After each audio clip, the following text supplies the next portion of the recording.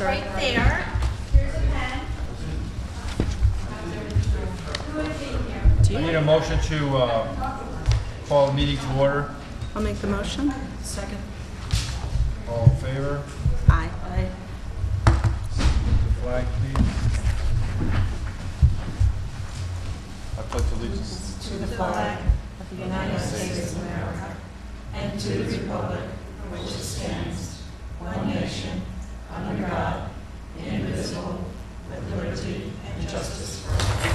We have a moment of silence for the military that's serving in this country and out of this country.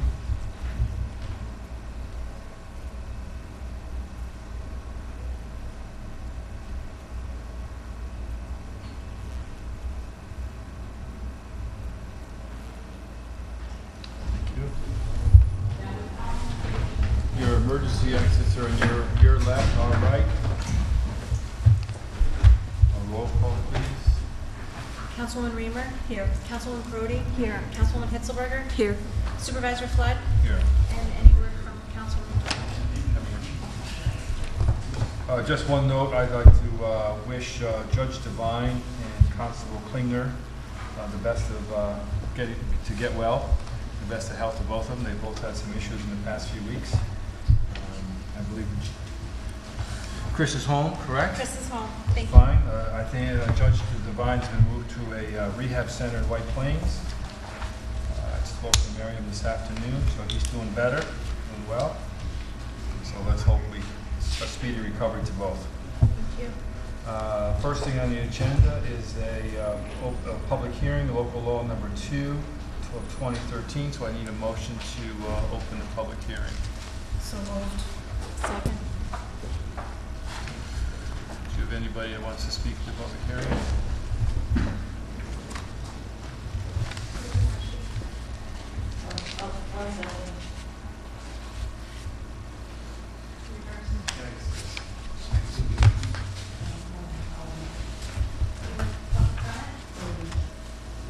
For the public hearing or regular meeting? Mr. McGee? All right, I'm Bill McGee. I'm from the Week Tech School Board. Still have some concerns with the issue of the traffic on Mechanic Street 343.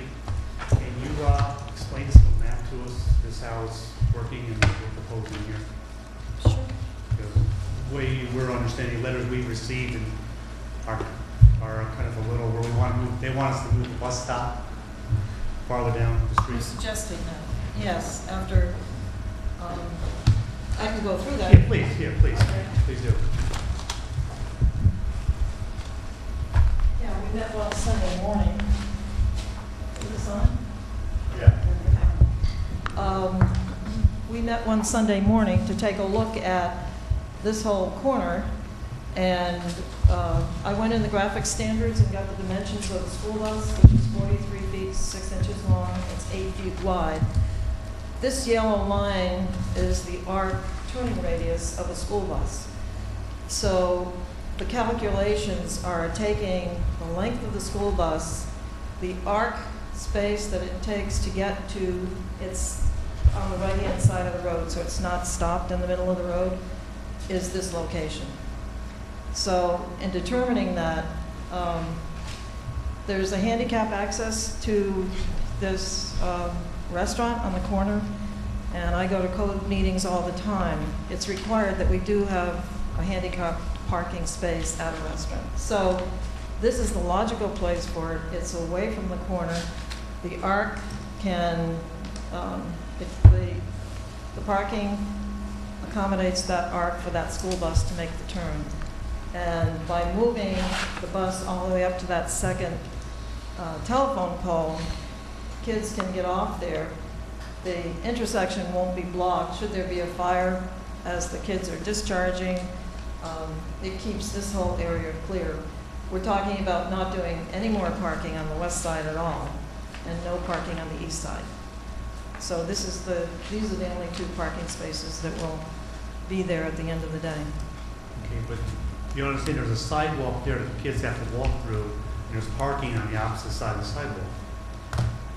where people are backing in and out of. Right here. We're so afraid some student is gonna get hit by Well, a car. that's the other thing, this bus is stopped right where the cars would be backing out. Well, even back farther, your kids still have to walk from the corner of the intersection all the way up to there, if we moved it to there. And there's a sidewalk there. Last week, Jerry had his bus, well, let me let Jerry explain a little bit about that, okay? And turning radius. Okay. This all looks pretty good. The problem here is, well, I brought the bus down and I parked, in the letter it said park up by the second pole. Yeah, So I did bring the bus down, I did park up by the second pole. Yeah. The problem is, it leaves this sidewalk all exposed here. So when these kids come around the corner and walk the bus, they're gonna walk over that sidewalk. right. And the cars will be backing in and out. Okay, I appreciate that there's no parking. I think that'll help a great deal. Mhm. The problem is, I'm not gonna leave this sidewalk exposed where cars can pull in and back out while kids are walking to the bus. That's what my major issue is. I did bring the bus down, I did pull it up, and it leaves most of that sidewalk exposed where cars can get in and out. But Yeah. you don't have the large turning radius, like they say. You make it right around, right next to the poles. Yeah, when I came in, there was a Yeah. car parked back here, which Yeah, is well, part of the problem, right? Yes, it's not Well, when there. I came in and I made the swing, I had about 4 feet left to this curb. Okay? You gotta Right, keep this in is- mind, Whoops. you gotta Yeah, keep that's- in mind, that's what with the this turning is. radius on the bus, you gotta keep in mind the back end of the bus. Right, it's If you 12 don't and a get half, it far, 12 you and a don't half get it feet. far enough fast, Right, it'll drag you over the curb or whatever attack point happens to be. right. Okay?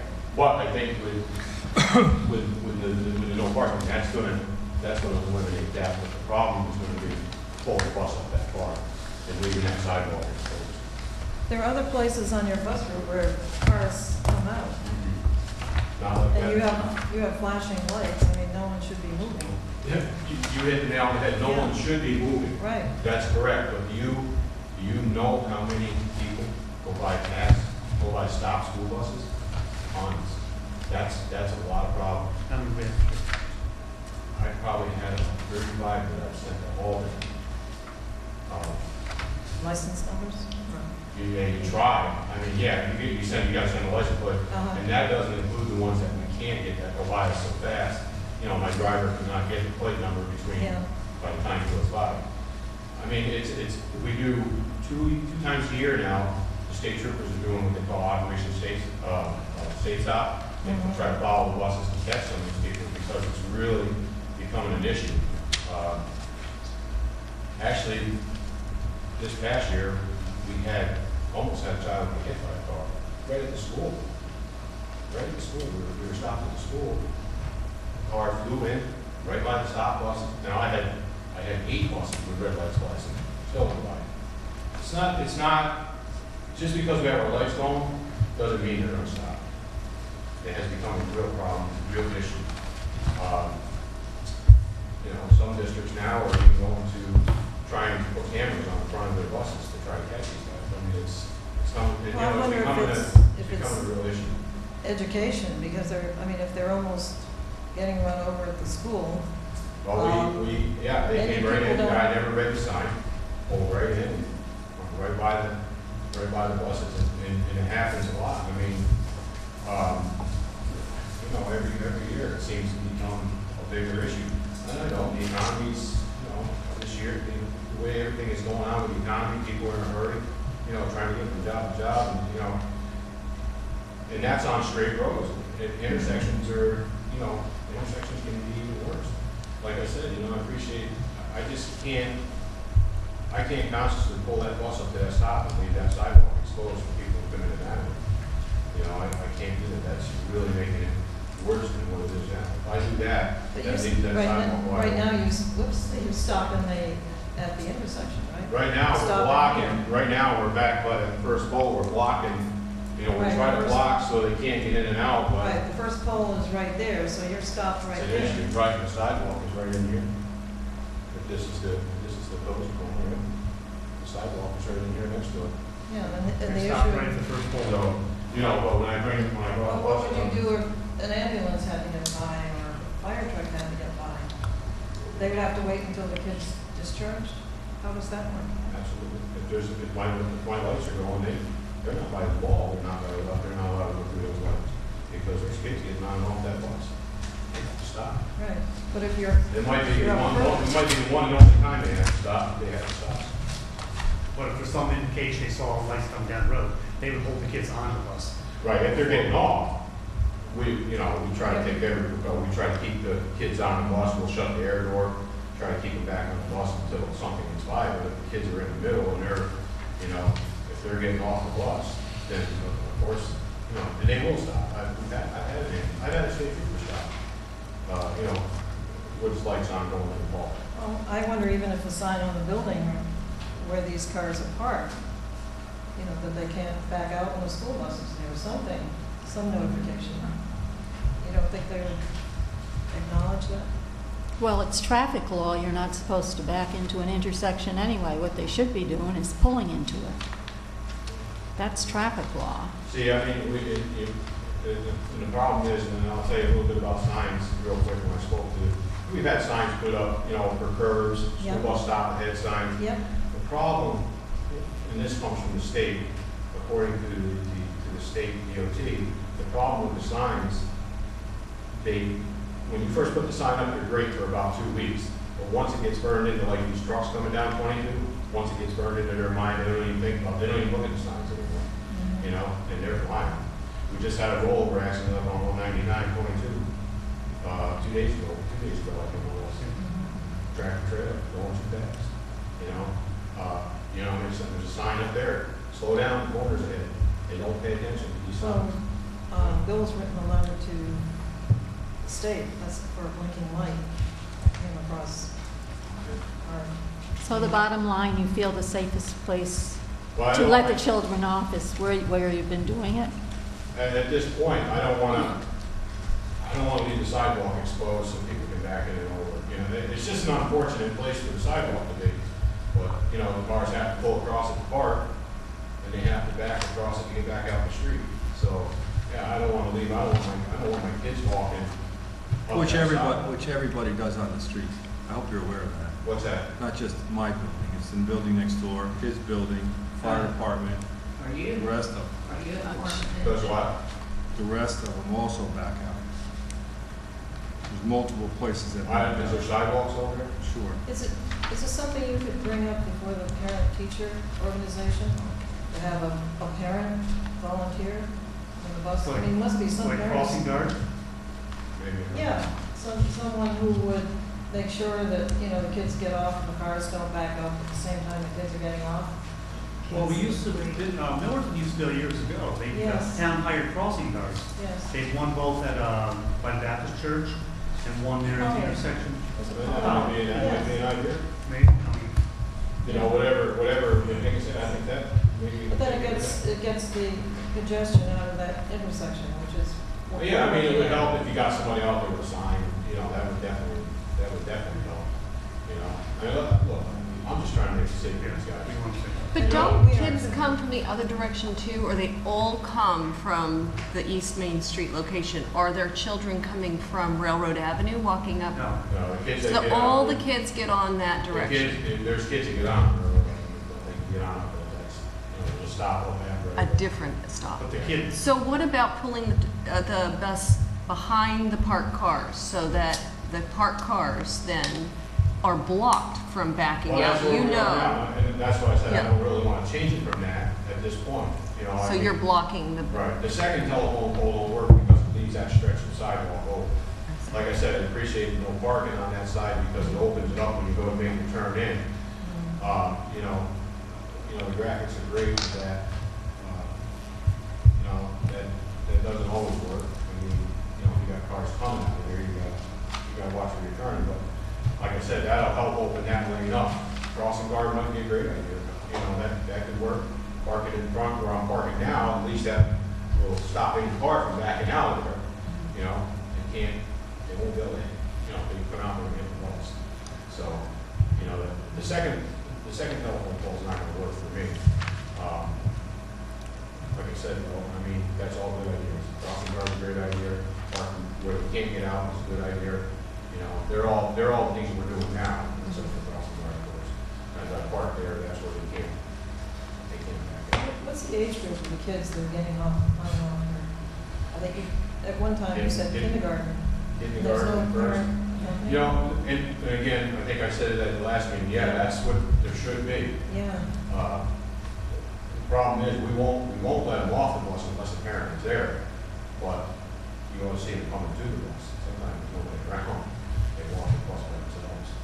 And that's not only their next stop, I'm talking about in general. I mean, I have kids, that walk to the bus, and I'm thinking, oh my God, myself personally, I won't let my kindergartner or first grader, as a matter of fact, I have a policy where transportation that I don't, fifth grade and down, I gotta have somebody at the stop to pick them up. I don't really want the bus unless there's a parent present, to pick them up. So, I mean, it's the way it is. I don't want to see anything go off and, well, coming to the stop, I can't control what the parents do. well, this is what we came up with, trying to keep that intersection clear for, Yeah, and I think that's a great idea, keeping the intersection clear like that is excellent, and that's, also putting a blinking light, on 343. right. What kind of feasibility is that, though? 2 blinking lights within a quarter mile? Think the state is gonna go for something like that? No, blinking yellow Right, and red on the mechanic street side, Yeah. so that you have to come to a stop. The DOT traffic engineer actually suggested that. Yeah. We didn't think of it. It's the traffic safety engineer, Chuck So Walters. just the flashing yellow Yeah. light at the Yeah. intersection? Red or yellow, yeah. He There's said all that would that. help a lot. What else did he say? He said absolutely no parking on either side. So did Steve Munson. He didn't weigh in on that. He Did said, Steve Munson? when I walked with him, maybe you had a subsequent walk, he did not want to rule on a town road. Steve Munson did. You were there. Steve Munson, he didn't want to weigh in on that He either. said absolutely no parking on either side of the road. I'll look back at my And notes. Bill says, I disagree. And he told Bill, do not tell your highway superintendent not to put Oh, a sign yeah, up. yeah. Just because you own the building. You don't remember that?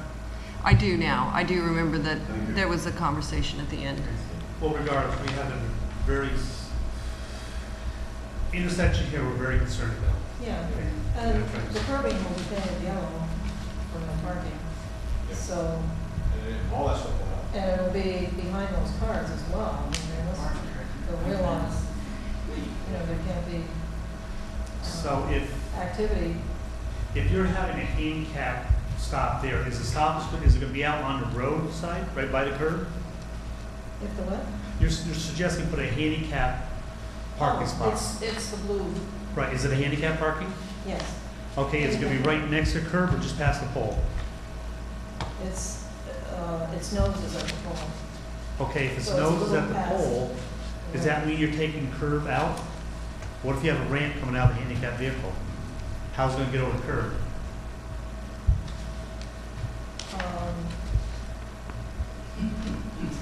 I mean, a lot of handicap vehicles have Right. wheelchair ramps. Yeah, I mean, think of someone who has a handicap sticker who's driving, they would get out of the car and walk to the nearest Right. entrance without taking steps. So Okay. they could walk in the road, So- around the car, like any normal What person. about, just so you know, we have a wheelchair bus. What happens if somebody pulls off the bus with a ramp? That ramp has to go flat to the ground in order for them to get on. This is just something for you guys to think about.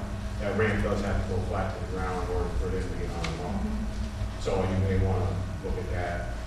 If you put it there and somebody can't get out of the wheelchair van, they make complain or they file whatever they put down. But those ramps have to go flat to the ground in order for them to work properly for a wheelchair to get on and off the van.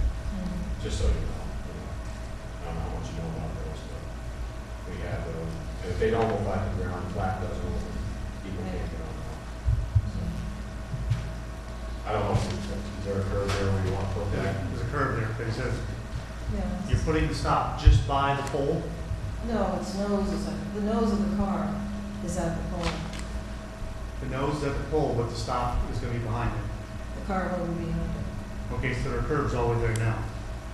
Yes, the curb is there now. Yeah. So And then we have to if be you do open. this, that means you gotta take the curb out. It isn't designate, I mean, it isn't actually designated handicap right now. But if you do make it a handicap, Well, if that happens eventually, they're gonna have to figure out something, but right now it isn't there.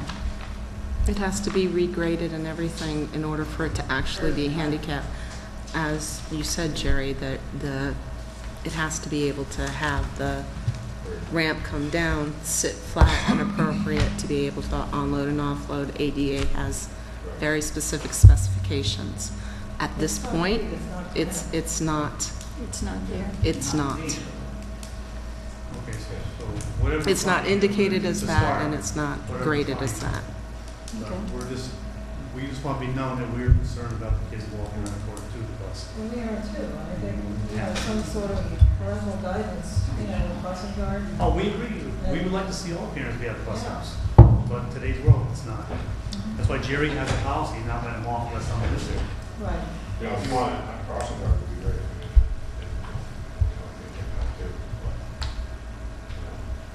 Well, it's all about keeping the intersection clear. I think. Yeah. That's what we're looking at. Very good.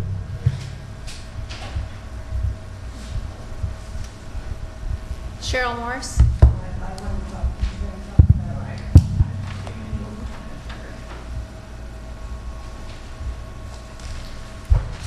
Cheryl Morse, Town of Amenia. One of my concerns about this whole issue, too, is it seems that the compromise that everybody had spoken about regarding parking there is contingent on, or Mr. Flood's restaurant getting their liquor license is contingent on the availability of parking in that area. And that's kind of a concern of mine from the point of view that, here's a restaurant that's going to be open, serving alcohol. People who drink have higher incidence of accident rates, and we have a school bus stop in that area. That's a real big concern. My granddaughter happens to get off at the second school bus stop up the road. However, she's not in a big yellow school bus. She's in a minivan because she's a special needs child who gets transported out of the school district, but her other grandmother lives further up behind Judge Manning's on Horseshoe Bend, which is just off of Mechanic Street. And I see people flying up and down Depot Hill and Mechanic Street like it's a speedway. They pay very little attention to the fact that they should go whatever the posted speed limit is there. I don't remember. Okay, 35. I mean, people fly up and down that road, and when you come out of Railroad Avenue onto Mechanic Street, you can't even see clear up Depot Hill. It's limited sight distance.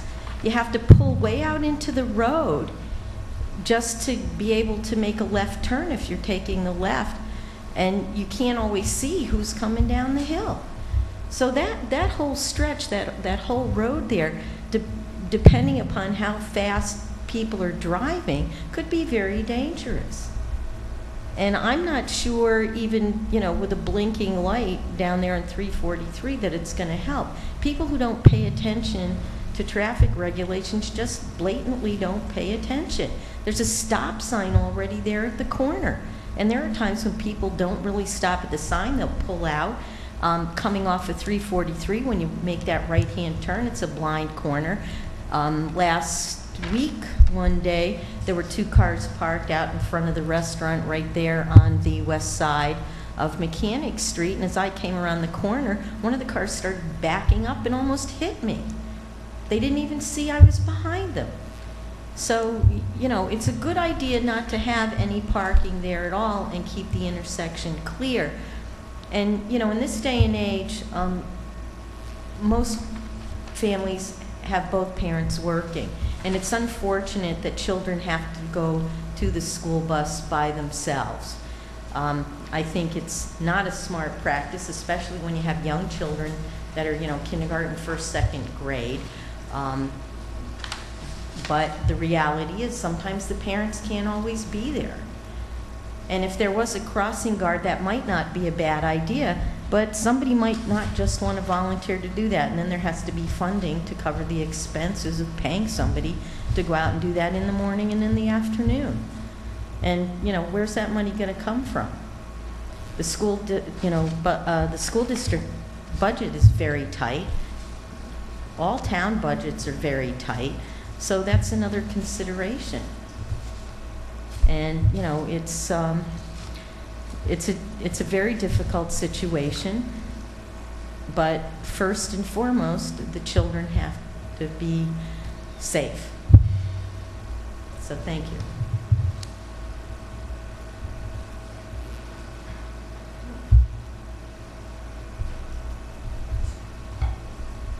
Evelyn O'Connell, Amenia.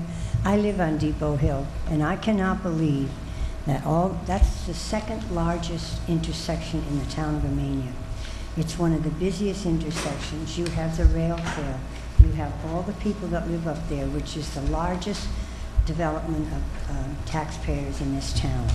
You have the fire company, the rescue squad. You have the garage, which to me, next to the garage, you have an exit from the dollar store onto Mechanic Street. If somebody comes whipping around that corner and somebody's halfway out from that exit, I don't think they could stop. I had an accident there 2 years ago. It's a very, very busy intersection. I can't believe that this town board is trying everything they can to give him one spot. He could park on 343 beyond that sign that says no parking here to curb and walk into his building. And the spot next to the ramp, that's where the handicap spot should be. And that would keep the road clear. I can't believe you're worried about 4 or 5 adults that can't walk 3 or 4 spaces to his restaurant, and yet these little kindergarten and 3rd graders, you can push them all up the road further. I just can't believe it. I thought you took an oath to work for the taxpayers of this town, not for one person. He said he had 44 parking spaces on 343. His occupancy is only 56 people. I don't get where you're coming from at all.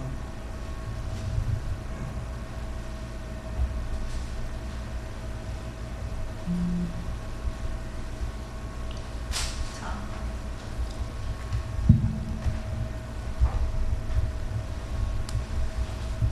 Thank you, Tom Werner. I'd just like to make a statement. We, the taxpayers of Amenia, are being governed by innuendo, half-truths, and disregard for the public safety. This is self-evident. Thank you.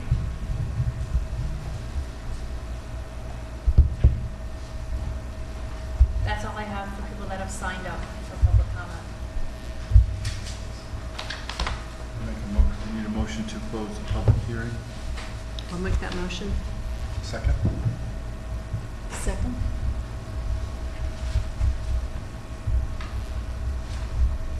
All in favor? Or you want to do a roll call again? Roll call? Councilman Reamer? Yes. Councilman Brody? Yes. Councilman Hitzberger? Yes. Councilman Doyle? Yes. And Supervisor Flag? All abstain.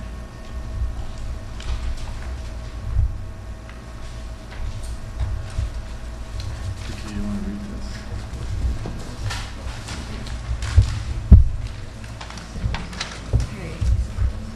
Make a motion to go back to public hearing. Regular meeting?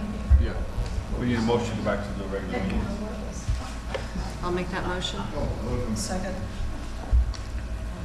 Councilman Reamer? Yes. Councilwoman Brody? Yes. Councilwoman Hitzberger? Yes. Councilwoman Doyle? Yes. Supervisor Flag? Yes.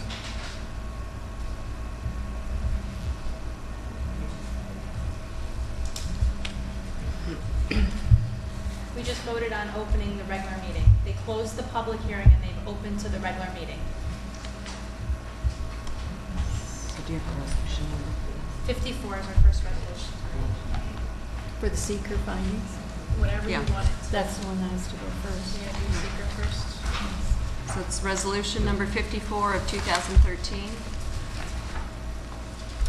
Secret findings for local law number 2 of 2013, establishing no parking area on Mechanic Street at intersection of Route 343. At a meeting of the Town Board of the Town of Amenia, held at the Amenia Town Hall on the 8th day of August 2013 at 7:00 p.m., Town Supervisor William Flood called the meeting to order, and I make the motion. Victoria Perotti seconded and introduced the following resolution to wit.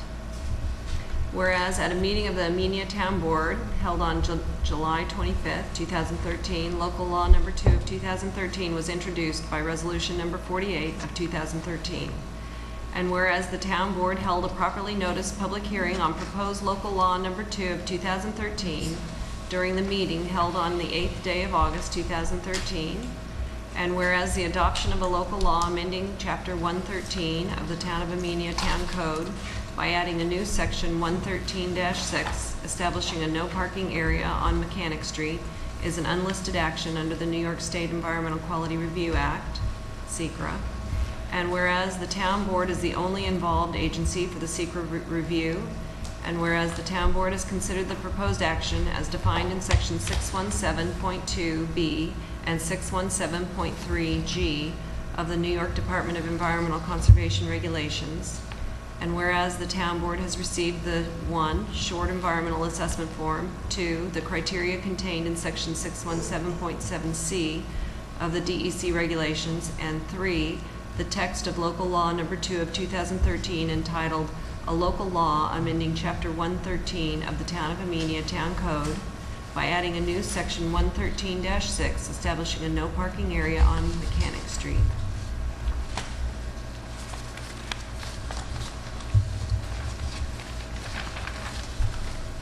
To identify any relevant areas of environmental concern. And whereas the town board has thoroughly analyzed the identified relevant areas of environmental concern to determine if the proposed action may have a significant adverse impact on the environment, and whereas the town board has reviewed and analyzed the proposed action in relation to the criteria set forth in Section 617.7C of the DEC regulations, and whereas following its review and analysis, the town board has determined that the proposed action will have no adverse environmental impacts. And now, therefore, be it resolved that the town board hereby declares itself lead agency for this action under SECRA. And be it further resolved that the town board determines that the proposed action will have no adverse environmental impacts. And be it further resolved that the town board hereby adopts a negative declaration for reasons articulated in the EAF. The foregoing resolution was voted upon with all councilmen, women, and men voting as follows. Supervisor Flood. Abstain.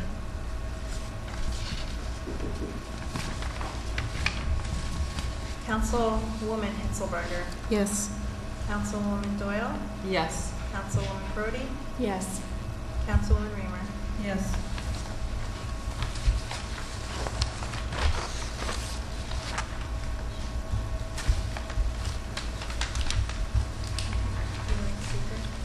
Okay. Right, she reads it or you read it? She reads it. All right, I'm not going to read it. Short environmental assessment form for unlisted actions only. The applicant is the Amenia Town Board. Project name is adoption of a local law establishing no parking area on Mechanic Street, Town of Amenia, Dutchess County. Proposed location is the intersection of Mechanic Street and Route 343. Proposed action is a new action. The project is described as the town will be adopting a local law amending Chapter 113 of the Town of Amenia Town Code by adding a new Section 113-6, establishing a no parking area on Mechanic Street near the intersection of Route 343. The amount of land affected initially is not applicable. Will proposed action comply with existing zoning or other existing land use restrictions? Yes. What is present land use in vicinity of project? It's residential and commercial. Does action involve a permit, approval, or funding now or ultimately from any other government agency, federal, state, or local? No. If yes, let's say to see name and permit approvals, community development block grant. That seems to be a contradiction of terms. Does the action involve a permit, approval, or funding now or ultimately from any other government agency, federal, state, or local? And this action does not involve a community development block grant, so it's a no. Does any aspect of the action have a currently valid permit or approval? No. As a result of proposed action, will existing permit approval require modification? No. I certify that this is true. August 8th, Town Board of Amenia. Who can sign it? It'd be the deputy? Yeah. Victoria. Victoria, you can sign. just cross out. Community Development Block Grant, you could just make an X through.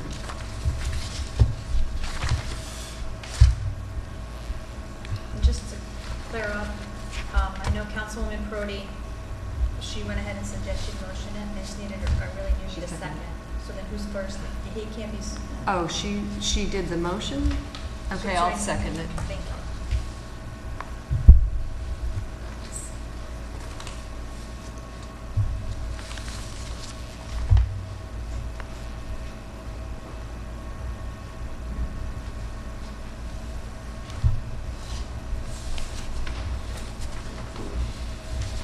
Do we have any public comments? Cheryl Morris is for the regular public comments.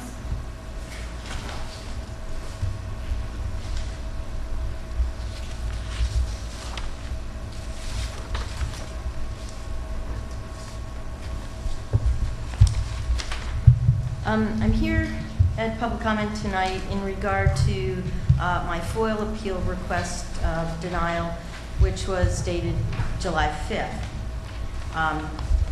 I received a letter from Councilwoman Hitzelberger, who was appointed to hear my appeal and make the determination, and it states, "Dear Ms. Morse, I write in response to your letter to the members of the Town of Amenia Town Board dated July 5th, 2013, which appears to be intended as an appeal of the denial of your request for records under the New York Freedom of Information Law dated May 9th, 2013. Although your letter is dated July 5th, 2013, it was not received by the members of the Town Board until July 23rd, 2013. You state in your letter that the response to the May 9, 2013 FOIL request from the Town Clerk's office indicated that the document requested would be made available on or before June 10th, 2013, and that to date you have not received all the documents requested. You do not specify in your letter, however, which documents were made available and which were not. Please also note that the deadline for filing an appeal of a FOIL request denial is 30 days from the date of the denial, which in this case would have been July 10th. The Town Board has nevertheless agreed to consider your appeal and has by resolution authorized me to hear your appeal and provide a response. Your FOIL request dated May 9th, 2013, original FOIL request, sought the inspection of March/April 2013 check in the amount of $2,500 paid to the Town of Amenia for Building Department Planning Board escrow account, which was returned by the Payers Bank due to insufficient funds, proof of restitution for said check, proof of check or return check fee being satisfied to the Town of Amenia during March or April 2013. In addition to reviewing your letter dated July 5th, 2013, I have reviewed your original FOIL request and communicated with the Town of Amenia Building Department, the Town Planning Board Secretary, the Town Bookkeeper, and the Town Clerk's Office regarding the records sought in the original FOIL request. After reviewing these documents, communicated with the appropriate town officers and/or employees, and consulting with the attorney for the Town of Amenia, I have determined that there are no records in the possession of the town which satisfy the records sought in your original FOIL request. Since the town is not in possession of any documents which satisfy your original FOIL request, the town clerk was correct in denying that request. Sincerely, Town of Amenia Town Board, Gretchen Hitzelberger. In relation to that, I would like to make the following comments. I included in my letter of July 5th the copies of the referenced original FOIL request. There was a previous one also in April for the same documents, which clearly indicated what records I received and what records I did not receive. I know the records were in the possession of the town bookkeeper, which is the reason why I FOILed for those specific records. Although the town clerk denied the request, this subject deserves clarification, as the stated reason for the denial was a comment in the agency use only section of that FOIL request that stated, "The record is not maintained by this unit," meaning the town clerk's office, And it further states that this record was requested from the bookkeeper, Sherry Johnson, on May 13th, and no response received. In light of that clarification, it is proof that financial records are missing from the town archives and justifies the call for a forensic audit. Ms. Hitzelberger's statement that she has determined that there are no records in the possession of the town which satisfy the records sought identify that issue by virtue of that statement. The Bank of Millbrook is the financial institution that maintains the escrow accounts on deposit. Ms. Hitzelberger did not indicate if she contacted the bank to inquire about those specific records. It is her responsibility as the designated appeals officer to investigate the subject of the existence of those records if they are not, as she stated, in the possession of the town. She makes no indication that the records never existed and that the issue can be clarified by contacting the Bank of Millbrook directly. I am requesting at this time that Ms. Hitzelberger revisit this issue and contact the Bank of Millbrook to get copies of the records and to have them placed in the town archive, as I am not satisfied nor accepting of her determination in light of these facts. Thank you.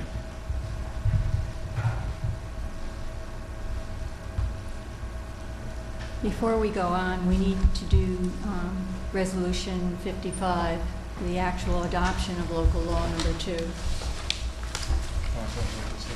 No, we did the seeker. What is it? We need to do Resolution number 55, adoption of local law number 2 of 2013, establishing no parking area on Mechanic Street at intersection of Route 343. At a regular meeting of the Town Board of the Town of Amenia, held at the Town of Amenia Town Hall on the 8th day of August 2013 at 7 p.m. I make the motion, seconded by. Second. Move the following resolution to adopt the local law to be known as Local Law Number 2 of 2013, entitled a local law amending Chapter 113 of the Town of Amenia Town Code by adding a new section 113-6, establishing a no parking area on Mechanic Street. Whereas the following local law was introduced as Local Law Number 2 of 2013 by Resolution Number 48 of 2013 at a meeting of the Town Board held on July 25, 2013. Whereas a properly noticed public hearing was held before the Town Board during the meeting on August 8, 2013 on Local Law Number 2 of 2013. Now therefore be it enacted by the Town Board as follows. Section 1, Statement of Purpose and Intent. The Town Board has determined that the parking of vehicles on the east side of Mechanic Street from the intersection of Mechanic Street and Route 343 to a point approximately 107 feet south of the stop sign at the intersection of Mechanic Street and Route 343 has narrowed the travelway in that area of Mechanic Street and consequently restricted the turning movements for vehicles entering and exiting Mechanic Street. In addition, the Town Board has determined that vehicle parking on both the east and west sides of Mechanic Street within 20 feet of the crosswalk at the intersection of Mechanic Street and Route 343 poses a hazard to pedestrians as well as to drivers and passengers of vehicles on Mechanic Street. Therefore, in order to make it safer for vehicles to turn onto and exit Mechanic Street near the intersection of Route 343, and to improve the safety of pedestrians, drivers, and passengers of vehicles on Mechanic Street near the intersection of Route 343, the Town Board has determined it is necessary to prohibit parking on Mechanic Street near the intersection of Route 343. Based on recommendations made by the engineer for the Town Highway Superintendent, and the New York State Department of Transportation, the Town Board has determined that it is in the best interest of the Town of Amenia to prohibit the parking of any vehicles along the east side of Mechanic Street from the intersection of Mechanic Street and Route 343 to a point which is 107 feet south of the stop sign at the intersection of Mechanic Street and Route 343, and along the west side of Mechanic Street from the intersection of Mechanic Street and Route 343 to a point which is 40 feet south of the southern edge of the pedestrian crosswalk at the intersection of Mechanic Street and Route 343.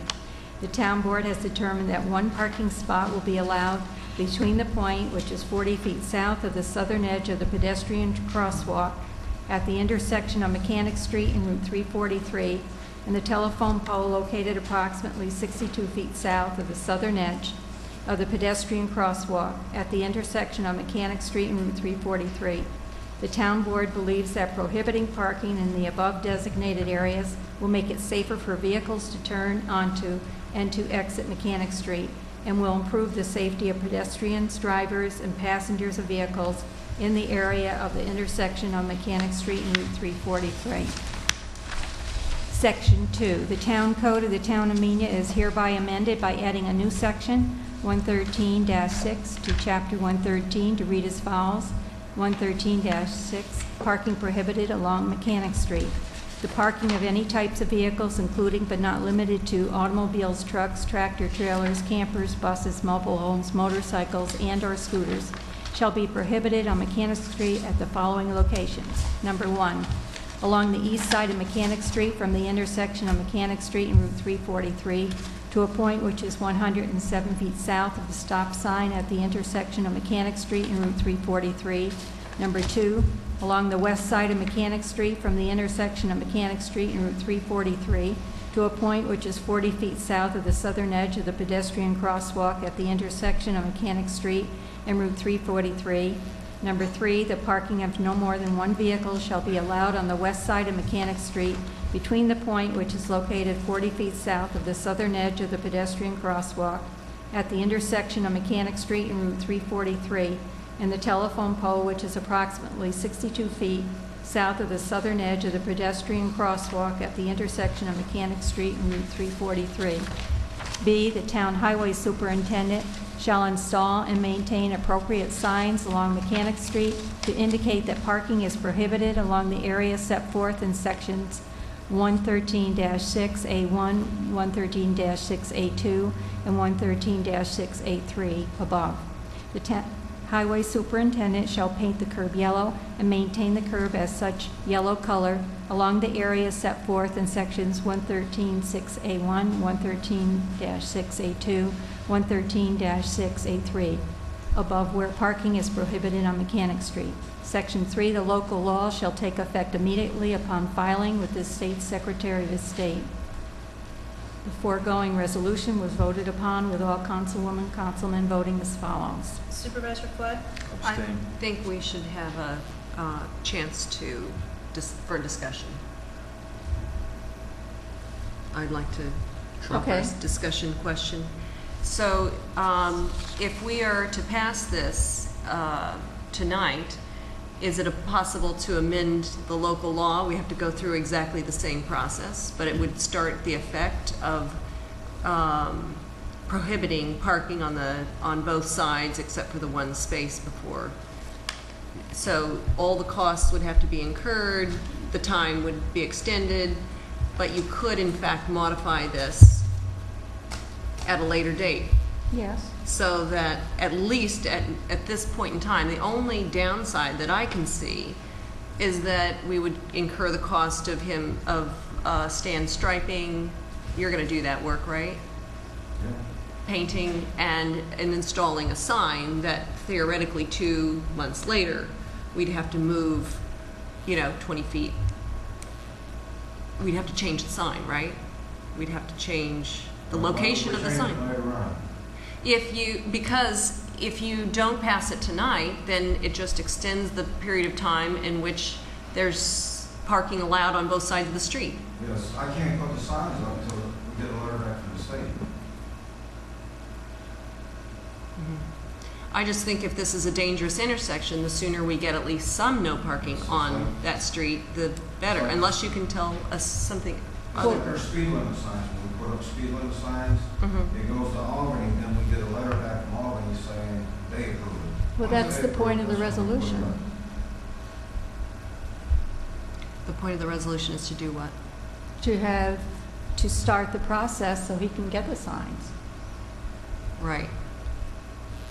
But I'm just saying, if we go ahead and if you're reconsidering all of the comments tonight and feeling that perhaps there shouldn't be a second, an opportunity for people to park at the telephone pole, is it better to start the process now and get some of the parking restricted as soon as we get the letters and the confirmation?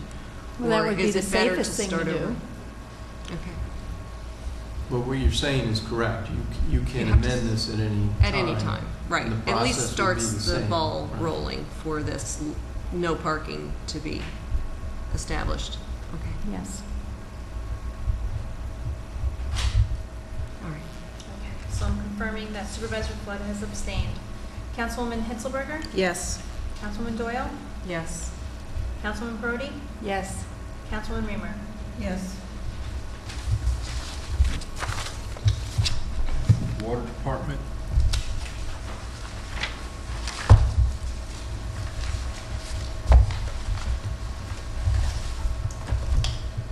Okay, I don't know if you saw the letter from John Fenton that was sent out about 46 Lake Amenia, about the leak that's going on out there. Yep. We've done this in the past. People that couldn't afford to have it repaired, we've had it attached to their water bill, and then of course, they don't pay for it in their water bill, then it goes to taxes. This leak is on their side of the property. The shut-off valve is in the town road, so it's underneath the blacktop. So we're gonna have to take that up and then go ahead and do the repair.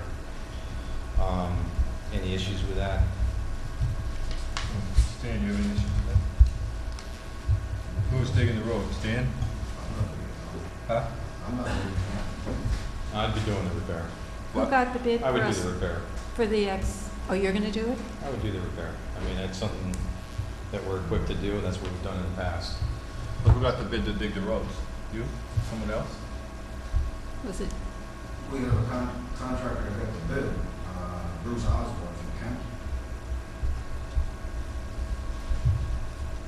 You're gonna bid it out? Do the Well- repair?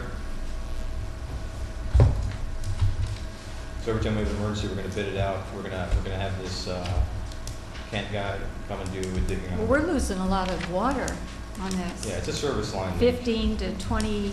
Yeah, it's a service line leak, and that is, if that's the procedure we're gonna go by, then I guess I don't need to do any more repairs, right? I'm not saying that. I'm asking Stanley if he's okay with someone digging the road up. That's Yeah, I all I work ask. that out with That's all I Stanley ask. every time. That's Work all that I out with ask. Stanley every time. We've worked it out throughout the It has years. to be fixed and the road has to be letter. fixed. Right. It was emailed to us today. Well, we need to fix that. Do we need to make a decision on? Have the taxes been paid on the property in the past? Or there's still property, there's still taxes owed on it? Anybody know that? Don't know. It's not my job to know. I don't take care of taxes. We need to fix the leak. Bottom line, there's a lot of water coming out of there. The standard procedure was I did talk to the homeowner. I gave them talked to the homeowner on Saturday and let them know that there was a leak. They said they could not financially handle the cost of the leak. They could handle it at $50 a month. I'm not a bank. I don't work that way. So I do the repair. I get paid. In the past, when we've had this situation throughout the Why didn't you years, just fix it? the town has always chose to go ahead and put it on the water bill. I did the repair, and then it would go to taxes if they didn't. We need to authorize him to do it that way. Yeah. Before, I've never had to go through this, but I want to make sure I'll that make a the- motion, we authorize him to fix the thing, as long as Stanley's okay with him fixing the road. Well, I don't know, he fixed the one down at Mechanic Street back in March, a year and a half ago, and the blacktop isn't fixed yet. I mean, this is gonna be right at the road, this is gonna have to be fixed right away, about a year and a half later. Yeah, so blacktop would be, in this instance, the cost goes to the homeowner because it is a leak on their side. The town owns the shut-off valve, so the town is responsible to pay for my excavation of that shut-off valve and that repair of the road.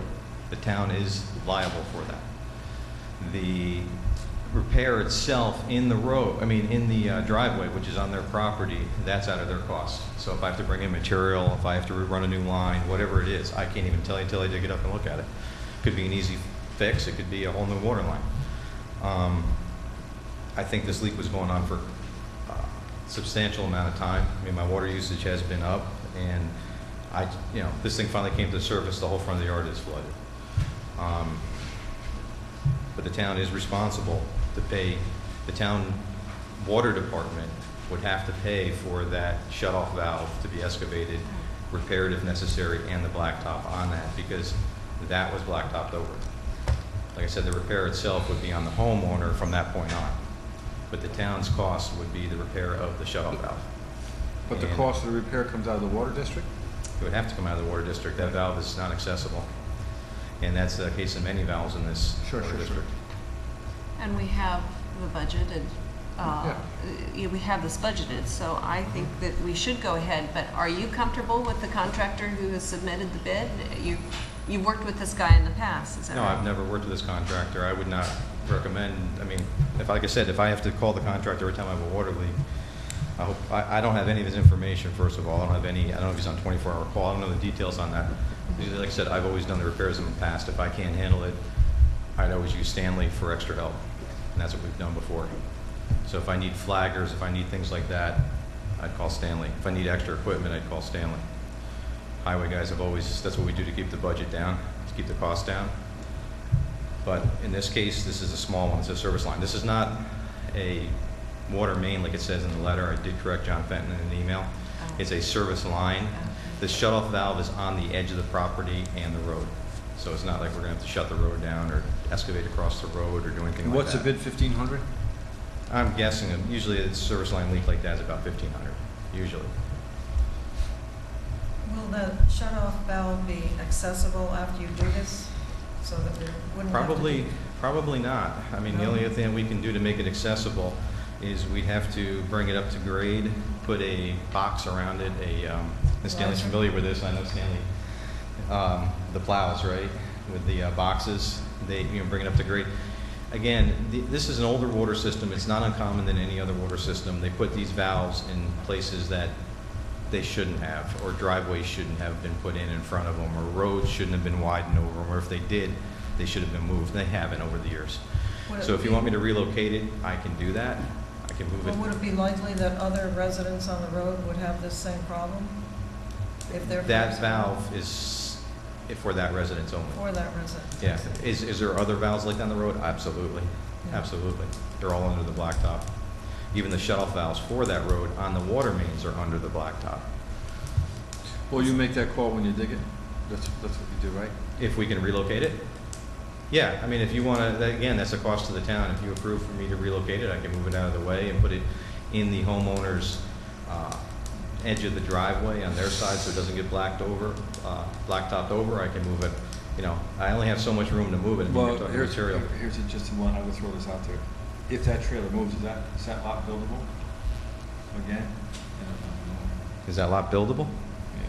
Since wetlands, I don't know. I Yeah, have to talk to Fenton on you have a that. septic system in there. Yeah. I mean, it's a bad situation, as you know. So I'll make a motion, we authorize the marketer to do the repair.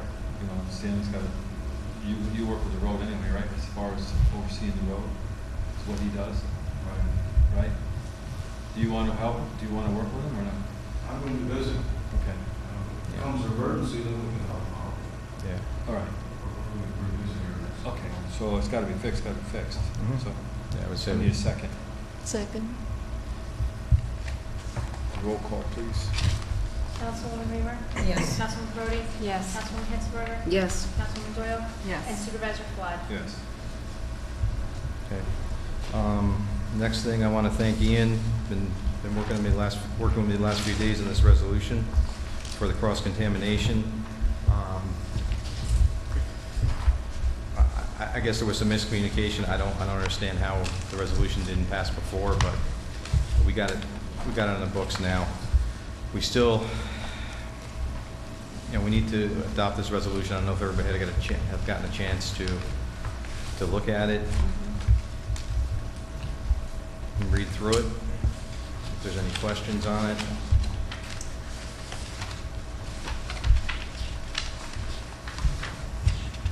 Do we have to have a public hearing on this? You do. So put in the resolution that the public hearing would be scheduled for August 22nd, your next, your regular monthly board meeting. If you want to change that, you can. But you do have to hold a public hearing on the local law.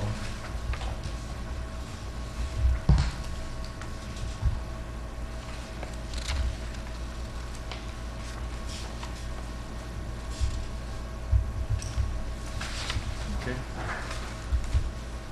So we need to pass a resolution introducing it. This is the Correct. resolution introducing it. Okay. And then you would have the public hearing on The August 22nd. After the public hearing, you But would I'm not make- reading this whole thing. It's a fairly lengthy law. I wouldn't read the whole thing. You can just First refer two to it, pages. and if anybody wants to see a copy Read of the it, first page and a half. you can read the first page with the introductory language, and then just refer to the local law itself and the language that's in the full language is in the resolution, and then go to the end of it.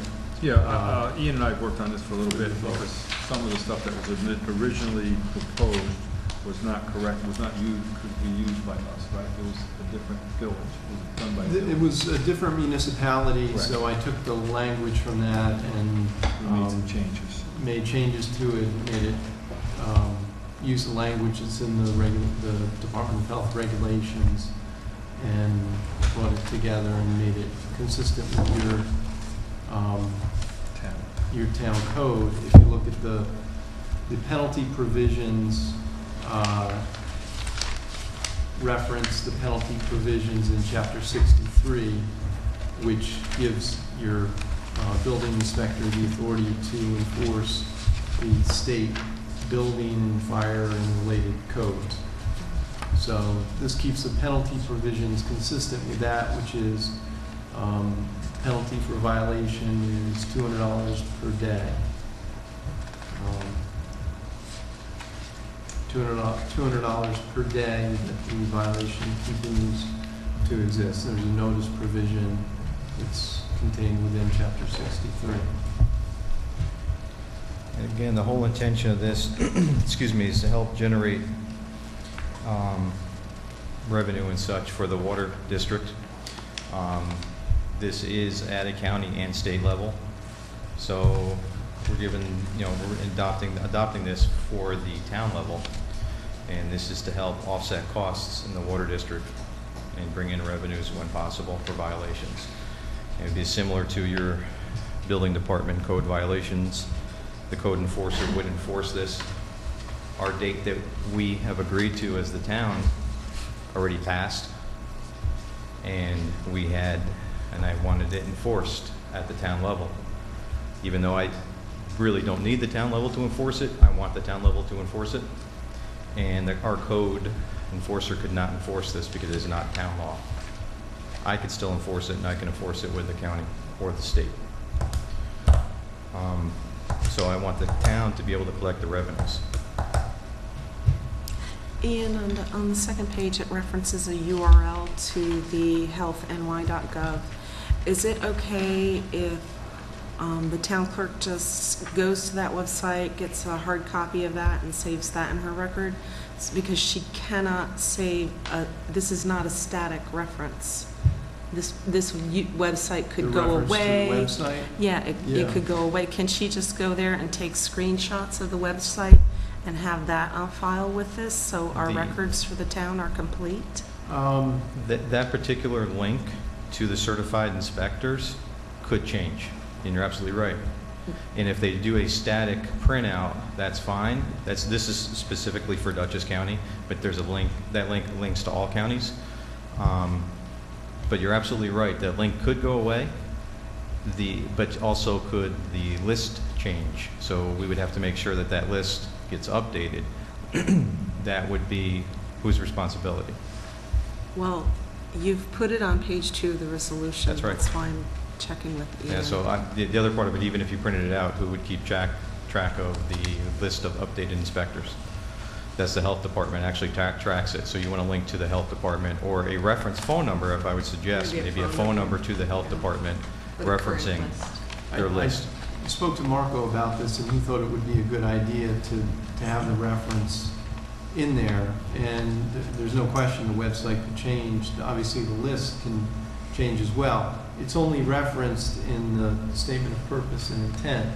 I think it probably makes sense to, at least to give somebody who's looking at the law some reference point. Gives it reference, yeah.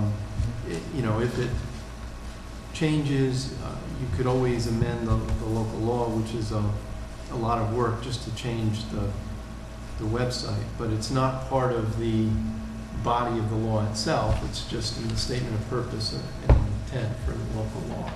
So, you know, I would leave it in there to the extent that at this point, that's the only reference that you can have. There's no other list of these people. And anyone can always check with the operator of the Sorry, service. they can call me, they can call the health department, we can always refer them to. But just Or the so building, when right? we take this piece Or the of building paper inspector? and we put it keep into track the of it, yeah. archives and it sits there, just so this particular link is defined for somebody who doesn't have a computer and they're asked to pull this out so they can see the original document, I would think that it would make sense for the town clerk's office to have gone there and printed it out and included with this, so it's complete for the beginning. As for the updating of the addresses and who can do it and so on and so forth, of course, people can do that as they go through, and that can be changed in the regulations as you go, but the initial resolution should have the complete information given and put into our archives, I would think. I mean, if you, I understand your thought process. Good. How would you explain going through the different sections then of the law that's here, the regulations? How would you keep up to date and print those out? Because does 5-1.31 mean anything to you? No, it doesn't. We need to, I'd like to have that solution also. I hear what you're saying, and I like that idea, that thought process. How But can when we you're make this referring user-friendly? to something that's a law in another, at the county level, at the state level, or in a different, they're gonna have that record for their Yep. area. And that's exactly what we did here. We listed that. So I just think we should have our records here. Okay. No problem. Okay. What are we, 56? Resolution number 56 of 2013, introducing local law number 3 of 2013, enacting a new chapter 119 to the town code entitled Water, and a new act, Article 1 of such chapter entitled Cross Connection Control, and a meeting of the town board of the town of Amenia Town Board held at the town of Amenia Town Hall on the 8th day of August 2013 at 7 p.m. William Flood, seconded by Councilperson I'll second it. Gretchen. Move the following resolution to introduce a proposed local law to be known as local law number 3 of 2013, entitled a local law amending the town of Amenia Town Code by adding a new chapter 119 entitled Water, and a new Article 1 of chapter 119 entitled Cross Connection Control. Now therefore be enacted by the town board of the town of Amenia as follows. Section 1. Statement of purpose and intent. The purpose of this legislation is for the town of Amenia to establish rules in compliance with New York State Department of Health regulations which require suppliers of public water to prevent the possibility of contamination from secondary water sources or potential health hazards into the public water supply by requiring the users or customers to install an improved air gap, reduced pressure zone device, double check valve assembly, or equivalent protective device consistent with the degree of hazard proposed by any service connection, and requiring the users of such connections to submit plans for the installation of protective devices to the town of Amenia Water Department operator, water superintendent, and the Dutchess County Department of Health for the approval, depending on the service connection size, ensuring that all protective devices are tested annually by a New York State certified backflow tester. The list of New York State certified backflow testers can be found at www.healthnewyork.gov/environmental water drinking cross backflow testers, Dutchess. The Department of Health enabling regulations found at 10 NYCRR section 5-1.31 entitled Cross Connection Control. The Town Code of the Town of Amenia is hereby amended by adding a new chapter 119 of the Town Code entitled Water and new Article 1 of the chapter 119 entitled Cross Connection Controls to provide as follows. And just refer to the full text of the Refer local to laws in the resolution. Okay, cross connection control. It's in this resolution.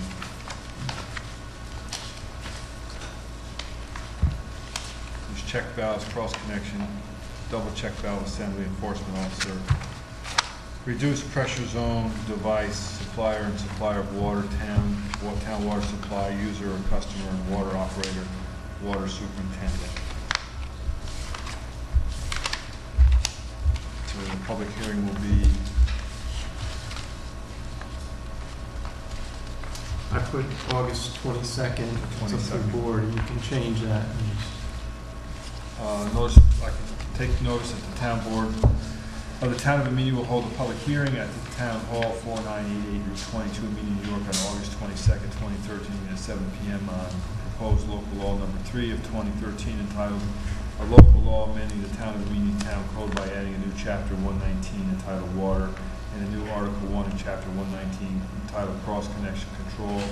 Take further notice that the copies of the aforesaid proposed local law will be available for examination of the Town of Amenia Town Hall, 4988 Route 22, Amenia, New York, during normal business hours on all business days between the date of this notice and the date of the public hearing.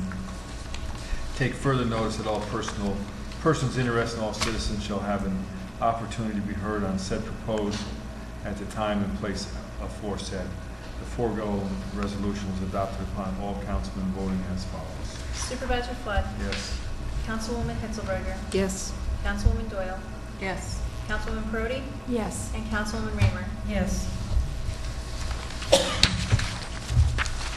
Okay. Okay. All right, so on to normal business with the water department. We did do our meter reads in July. I believe all bills are out. Starting to get phone calls from people that had follow-ups for billing issues or meter issues. Let's see, what else we do? Special sampling started for the summer months. This is when we do some of our special sampling required by the state, and that has been started. So you'll see an increase in sampling costs. Also, we have the last round of sampling for radiologicals. That will be this year. That's our last round of special sampling for the year. They're done in all the wells. They're also very expensive. Thank God they're only done, I think, once every 3 to 7 years on these, depending on the wells. So they're due. And then just coliforms for the rest of the year, so that's good to get through these summer months. Let's see, flushed fire hydrants last month, that was complete. And no other major issues as of right now. I talked to Karen, who's working with BAS, so that we can get this water rate thing up to speed. I know they're working with that. She's working with that. I believe you helped her with it, or you talked to her about it. So that's being done also. Good. Talked to Bill Ray, which is our tie sales contact for software, for Neptune software that does the meter reads. There was one issue I've had the past couple of years, the past actually year, with the software, that we couldn't see previous reads in a spreadsheet format that I can, raw data, let's put it this way, just raw data. I could see current readings, but I couldn't see previous readings, so I could never rectify it or do any checking for Karen or on BAS software to make sure that we had consistent readings. seemed like there was a few anomalies this last reading, again with BAS and Neptune. I'm not quite sure who. Karen is aware of it. We kind of worked through the issues, and she's been, as Bill said, working with BAS on the phone with them, trying to get some of these things ironed out. So she's new to the job. There's going to be some growing pains there. I think next quarter, hopefully, it should go a little smoother. But There was a woman that didn't get a bill, and then she was in, but she had a credit. That's why she didn't get the bill. Yeah, there was like some anomalies like that. Bill, for some reason, certain bills didn't go out correctly. And it wasn't even, it wasn't Karen's fault. Just the software never picked up on it. And then there were some other anomalies that happened, without getting into too much detail. But we'll work through the crunches. But that's why it's important. And Gretchen, I'm sure you're aware. Make sure anytime we do software changes, testing has to happen. Absolutely. Period. Have to test it. And the people that test it should be the users, and they should be doing the dry runs before it's billing time, because then we're just playing catch up. So apologize to the public for everything getting out late this quarter, but it's what we had to work with. And they're out, so we'll start collecting them now. Any other questions? Thank you. Okay, thank you. Stanley?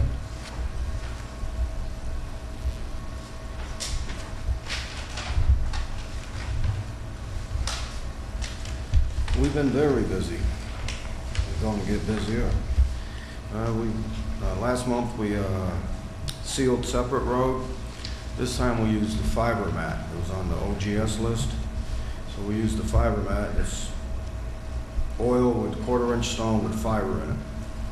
Pieces of fiber. It's supposed to hold the road together better. And that road was cracked up pretty good, so we tried it. Other towns are using it and they're having good luck with it. So it's expensive. It was $66,000. We had got the sand hauled in. While we're hauling in sand, some salt came this week, so we're getting ready for winter. Tomorrow I'm meeting with DEC. We're going to go to Mygat Road because we have a box culvert that needs to be replaced. We put in for a DEC permit, Pete Sotero. About 2 months ago, we finally got the permit, but there's a few conditions. We have to have a bog turtle specialist come out to make sure there's no bog turtles there. So he's coming out Monday, and then we're going to go to Tower Hill tomorrow with DEC to look at Tower Hill. The brook is water table's down, so we can get started on that as soon as we leave Mygat. Mygat, we got to put in a 5-foot culvert pipe. We got to take out the concrete box culvert. So it's going to be a pretty good project. I'm thinking that we're going to have to close the road down from August 12th to probably the 15th. So I'll have to get that on TV, and I'm hoping it'll go faster, but who knows. Then we're going to go to Tower Hill. But is the turtle guy coming with the DEC, or do we have to hire somebody? We have to hire him. He came out the other day, I think Monday. Yeah, he came out Monday and looked at the site. And he's familiar with the site. He's done a lot of work in this area. So he gets $125 an hour. And he doesn't think it's going to take very long. He thinks maybe a couple hours he'll be done. But that's one of the conditions on the permit. We have to have that report. And as soon as he's done, Monday, we have to put a silt fence up to keep the bog turtles out. They're there. Maybe.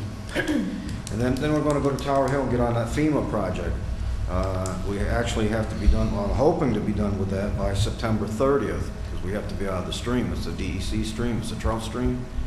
And I think we can be. But in between, I want to seal some roads here in Amenia. Some are like Broadway, Depot Hill, Midway, Prospect, Sheffield, Flood Drive, Lincoln, Washington. There's probably a couple more, but I like to get them done before the school buses start to roll. But one of the problems I'm going to have, I got guys going on vacation, because this is when they take their vacations, not in the wintertime. I'm going to have to hire some extra help. So I requested a get permission, I'm requesting to get permission from the board to hire one guy. Wouldn't need it when I'm working on these projects. He wouldn't be there on rainy days or anything. And I'm thinking like $15 an hour. That way there, my guys can continue going on vacation, and I'll still have an extra man. Because only one can go on vacation at a time now. So we got too many projects. We're backed up mainly because of the rain that we had in June. I mean, we couldn't get in the brooks. Didn't have the permit for my guy. Everything all came at once. So, yeah, I'm asking for permission to hire the extra help. The Tower Hill, the FEMA project would be paying his salary. I mean, FEMA would reimburse us for it. And I guess we're going to move on to Willow Lane, where I think so. the highway's in charge of that now. The county gave me assurance that they would pay.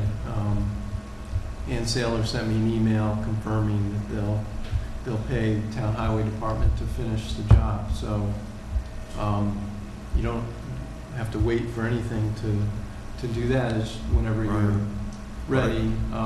Just coordinate with me so I know what's going on, and I'll tell the county. But When does it have to be done by? Did they give us a date, or? they didn't give us a date. They're anxious to Close out the to close grant. this out. I want to. So the sooner the better. I want to try to get these other projects done because it's DEC permits involved. So I think we'll make it. I think we'll get everything done by October. Well, you could do Willow Lane in the fall then, right? Yeah, we could do a Willow Lane in October. What's that, a couple of, well, depends how much rock, how that comes out, which one? Yes, Tower Hill's nothing but rock. So it's all depends how hard the rock is. But that's the hazardous mitigation grant we have. Right, it's $148,000. 148. So this person you want to hire would be for a month? I mean, how many people will be, it's just for vacation time? How does that work? Well, we got so many projects, I don't know, we still got to do our routine stuff. We still have to get out there and mow a little bit, at least around the intersections. So I'd like to hire the person whenever we're working like on Tower Hill or even Willow Lane, because we'll get reimbursed for them. Oh, I see. Do you have a person in mind? Makes I got a sense. couple of people in mind, but I really don't know who I'm going to hire yet. I have no problem. It's seasonal work, right? That's what they call it? Yeah, Seasonal we've work. done it in the We've past. done it. When we Yeah. did the bridges on Tower Hill, Cascade Mountain. I'll make a motion, we authorize Stanley to hire seasonal work at an hourly rate of $15 an hour. That's what you want to do? It's not going to be a whole lot of money, right? Okay. A second. Roll call, please. Councilwoman Reamer? Yes. Councilwoman Perotti? Yes. Councilwoman Pittsburgher? Yes. Councilwoman Doyle? Yes. Supervisor Todd? Yes. Now, the next thing is our roof down at the highway garage. Okay. Shall we just get it fixed, put a new roof on, or? No. Let's, you want to talk about that? Or what do you want to do? Well, we put $4,000 in it, and didn't we do that a couple of years ago? We patched up the roof that was leaking Right, but very now badly. it's leaking right on the seam here now, and you got the blocks, Mhm. and it's not too bad. 'cause the We're wall just beyond comes right down the patching. wall. Yeah, the building's coming apart. You know, we're just, I'm afraid this winter, it's Right. gonna freeze up there, Yeah. and then it's Correct. gonna expand, it's gonna push the blocks off. Well, you can see daylight now. Oh, yeah, you can see that, right, yeah. Well, I talked with John Fenton about, just going over the plans, and he wants all the information for the soil boring. I don't know if you have that. I don't have a copy of that. Yeah, we have copies. You have a copy of that? He wanted that, and Who wants a copy? John Fenton. John Fenton, he's going to put it all together. Well, he just wants to have a record for Highway have, Garage of everything what we have so far. And so I'm just finishing up the small stuff we talked about. but Just cut and paste. when you're done, are those plans ready to build or not? Ready to bid or not? No, no. Okay, so It we has to have, be- Yes, it has to be architect, engineer, design. okay. Right. I would prefer an engineer since we have borings involved. We have a fund of $6,000 that was Yeah. donated to the town Right. of $6,000. I think it's $6,000. Started out at 5, it's Right, I probably think we're 6 at now, 6 it's been with quite the a few interest. years. What I'd like to do is we need to build a new garage. We need to get it going. So at this point, we need to authorize that money to be spent to hire an engineering firm to design specs and design architectural engineering firm to design Yeah. and build and get these plans It ready. could be just the engineer. Is that the we could engineer, do it. that's all we need? Yeah, because it's mostly the soil borings and, you know, they can. I'd like to make that motion and get this thing moving. The guy that came up, Leroy I'll there, second that. Yeah, could he do the plans for us? The actual No. motion. no, Went back and forth. he's not doing the plans. It's a If he were to motion do to the plans, prepare he the wouldn't be allowed plans to to go bid on for it. bid for the building. We need an outside person to do the plans, and then he can bid Yes, on the yes. job. That's the plan. That's probably the fairest way to do it. You know, I know he can do the plans, there's no question. Right. That Yeah, way, we if we can know. get these things done and then everybody's on the same page and they can bid it. So we'll add that to your list this fall. So back to the roof. What are we gonna do? Hey, We gotta do something for Just one. 1 second, Stan, just so we So we're can. making a motion to prepare for the plans to go out to bid. Do you think, how soon can we get this out to bid? You can't build a highway Let's- garage this year. No, No, we think can't so. build it now. Well, No, I would you're say- just retaining somebody to prepare the plans. Plans, Right. that's It's what we're an gonna. engineer, you don't need to put it out. You're not required under No. general municipal law. You can put it out to bid, but you're not required to. No, but you're talking about the building itself. You said something, Pete said. Oh, I'm Getting sorry. the engineer Okay. to Pete design it Carroll? Yeah. and then put it out. They're gonna be big money, Yeah. a lot of money. Well, we only got X amount of dollars. That's it. He's got a guy. Well, they wouldn't even talk to you for He's got a guy. $6,000. The guy who did the initial drawings of the. Well, I think someone would be able to do that. I mean, well, that's the whole point of getting these plans to the point where it's just the, you know, the specifications, the materials, how deep the borings have to be in certain Right. areas. That's what I'm looking for with the engineer. The design is pretty much done. We've talked about what needs to be there. Is it legal to, it's not legal to design build, correct? Design, build. Design build. I'm not sure what that means. That design. means If the you- person who designs it actually builds it. It's For one one contract. bid, right, they As long submit as it one goes bid. out for a public bid. Well, it's got to go out for a public Right, bid. well, Yeah. why can't you bid it subject to them doing the You engineering? should, well, I mean, You do it that there's, way? you've got some problems there. The person that's designing, doing the specifications is bidding on the Right. project No. as well. Yeah. Yeah, I'm not sure. It sounds a little All right. like it. It's- Like when I spec Might out a not be truck, a good I idea. don't come up with all the specs myself. I go to a dealer and talk to the dealer. I know. And So we need to look for an engineer? Hmm? We need an engineer. Yeah, I would suggest either the town engineer, who's what, Soiga or Morris? Someone who could, no? We've been down that road before. No? I mean, Pete did one for us before. What was it, 1.2 million or something like that? Well, No, yeah, but if we he- give him what we're looking for, and then The they do boulevards, the, yes, because, you know, like the size of the trusses and how deep they are, all of that, we know what the building is gonna look like. We all talked about what it's gonna look like. So Right. it's getting all the trusses the right size, you know, the walls as they should be, pilings, how deep they should be. They're not all gonna be the same depth, and we know that in the soil borings. Right. So we need, I feel, an engineer to say, okay, you know, every 8 feet, there'll be a piling, but this one will be 20 feet, this one will be 15, whatever, so that this building is stable. So I see an engineer being the one to do it. They're not designing it, it's design. We talked about the interior where the workroom is, and the second floor, and the bathrooms and the locker rooms. So that's a very small portion of the bigger area where the washroom is gonna be. So designing it isn't the thing, it's taking that schematic, if you will, and making it work. The overhead doors. Yeah, but the bid package is gonna be the doors, the windows, everything. Everything in that building has to be part of the package. What Right, about but they the- could do up the bid package. Right. To go out to, you know, whoever we want to bid on it. We did have a very nice presentation by the fellow who had built a highway garages or highway-type facilities for Ian Holback, Right.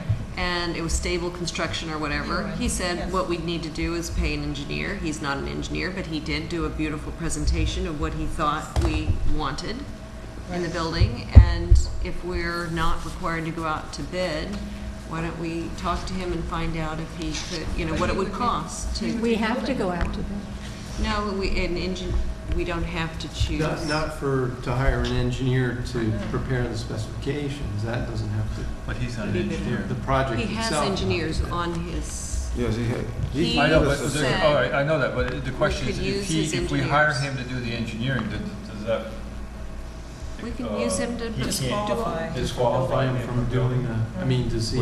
He it does wouldn't be- build and design. And design. So he would just submit another bid. I mean, he could design it up and then I submit the bid. guess so, I'd have to look into it.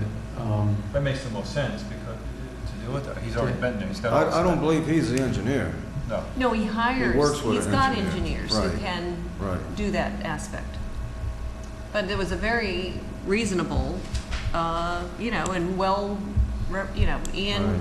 and other people felt he had done a great job, so. Right, but I just wonder on the public works job if that's feasible. Because if it Right. has to go out to bid to other bidders, Engineers don't have to, and the bid specs don't have to be drawn up. no, I'm It's- not, talk two separate things. You know, the engineer who is designing it only for this person who's building it. He'd be Is there a designing it for us. He'd design it for us, we'd pay them their fee and not commit to having them build it. But there is a concern if the person Design. who's drafting the specifications, Uh-huh. if they're somebody that's gonna bid on the project, they could. no, it's an independent engineer. Okay, as long as it's an independent engineer. Correct? Yeah, it Right. would be like, for example, if we hired Pete Sotero. I'm sure Pete Sotero has contractors that he works with. And it would be the same thing, Right, so, as long as they're separate. correct, as long as they're separate, Right. and they're not affiliated with the same company, we're okay. Right, yeah, that's fine. All right. Could you, just confirm that? I mean, I'm all in favor of doing that. Can you just get a if letter it's from him, legal to do whoever the that. engineering firm is gonna be? I haven't talked to him in Right. quite a while. Okay, if you get an idea of who the engineering firm's gonna Right. be, and then we can do it that way. And if he can do it for this amount, well, give us an idea what it's gonna cost. In the Right. meantime, I think we need to do some repair on the roof. We have to fix the roof. Can it be, well, it's gonna take a little bit to fix it. We had it fixed, about a year and a half ago, but the tar just came right down It's the gotta have walls. something. Needs to be filled PJ in. Exteriors did it, right?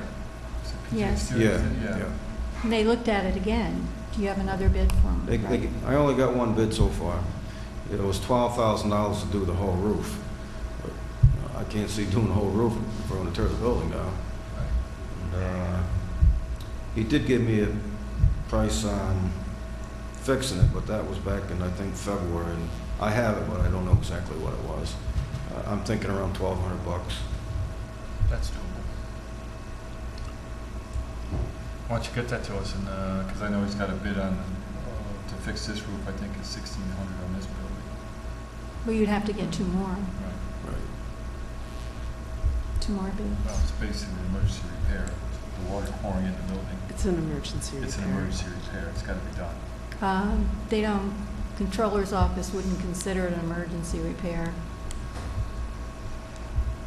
Why, it's only been leaking for 25 years. Right. Well, get a price and get I'll some. get other some prices. Right. Okay, that's all I have. Can we finish the releasing of the money to pay for the person to prep the drawings so they can go out to bid? We did a motion, but we never voted on it. Okay. Councilwoman Reamer? Oh, I'm sorry, what is the motion? Supervisor Floyd made a motion to prepare the plans to go out to bid. Councilwoman Hitzelberger seconded. The engineering plan, the engineering design for the town garage building. Isn't it Yes. premature to do that if we don't know how much it's gonna cost to It do has to it? be done anyway. Right, but it may be $10,000 and the line is only $6,000. I mean, Well, not to exceed We can't exceed what we. Yeah, not 6,000. to exceed Okay. the line, what's in the You line. could request a proposal. Request, from right, the- request a proposal that he's gonna bid it, he's gonna give us a price. Right? Yeah. Everybody okay with that? Yes. We're going to request, we're going to have him give us the name of engineers and have that engineer give us a request for proposal? Is that what we're doing? Pretty much. We get an idea for what it's going, what he feels it's gonna cost. Now, he must work with more than one then, right? Probably. Maybe we can get a couple others too while we're at it. I think we should get more than one. Well, maybe you just put out the bid. Maybe resurrect my motion as well. We could put it out to bid for an engineer Right, and find out what and it's find gonna out what cost. it's really gonna cost. No, I'll reach out and get 3 prices anyway. Okay. All right, let's, okay. You guys changed it 15 times. I Tell know. me what you want to We've vote just on. withdrawn. You wanna go out to bid, or do you wanna have him get? No, Well, he's going to you- get prices. I mean, just a suggestion, you could bid it, but for professional services, you could just He just request needs to get proposals. prices. So just I'll make, ask I'll stay with the same motion. We get the engineering firms to proposals. provide 3 estimates of proposals what for they're the gonna estimates to do charge. the engineering for the new town garage. And we release the funds to, when they come in. Right. Use Okay, it. we have the funds, the CD has rolled, so it's not, we have not rolled it over, we have the funds Available. Not to available. exceed the 6,000. Right. So motion to have an engineer prepare the plans for the highway garage not to exceed $6,000. Are you good with that? Right. Councilman Reavis. Yes. Councilman Crody. Yes. Councilman Hitzelberger. Yes. Councilman Doyle. And Supervisor Clyde. Yes. Yes. Yes. I mean, the reality is we need some funds to pay for the roof repair, right? That's, Right. we're gonna need that to come from somewhere too. That's So you're going to get, imminent. you're going to get additional estimates for the roof because that really needs to be done now. Yeah, I can.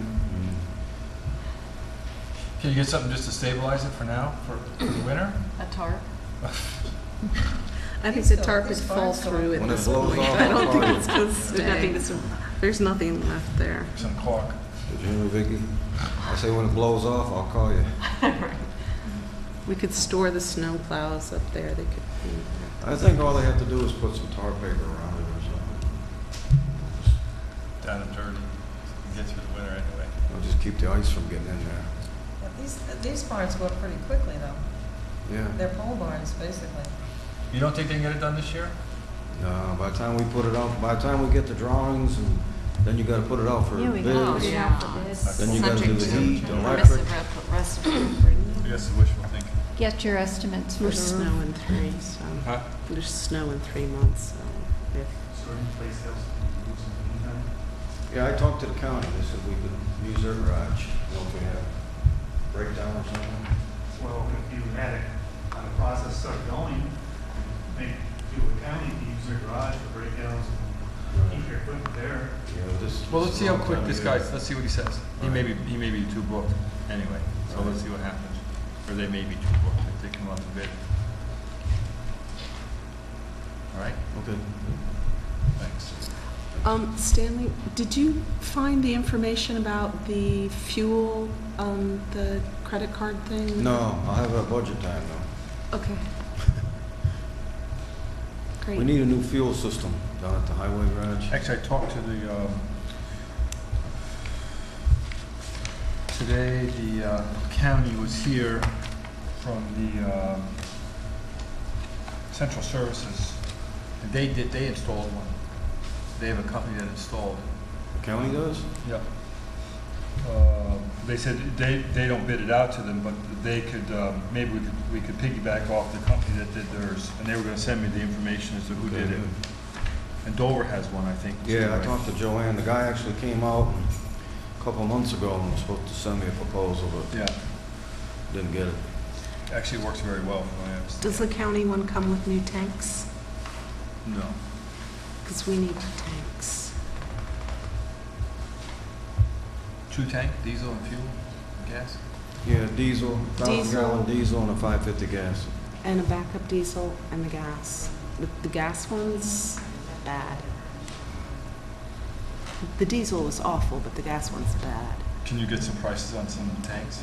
Yeah. Do they have to be in concrete today, right? Are the new ones They're in going in? concrete, they're all above ground. Right, but they going in the building? No, No, they're not going in the building, right? no, No. Are you talking about gas, meaning propane, or gasoline? Gasoline. I see. So we just have to buy a new tank that goes in the concrete thing, or we have to buy the whole tank?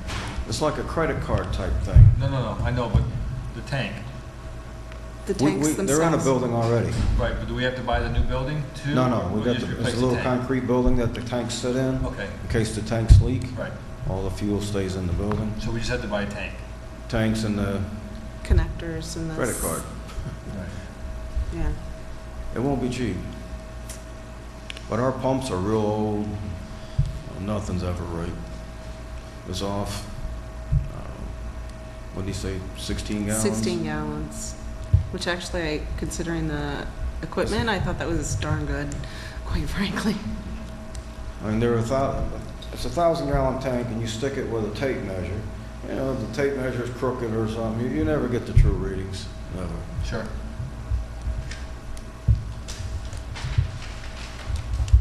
I know it works, I know Dover's very happy with it, it works very well. Yeah, let me know what the county says. All right.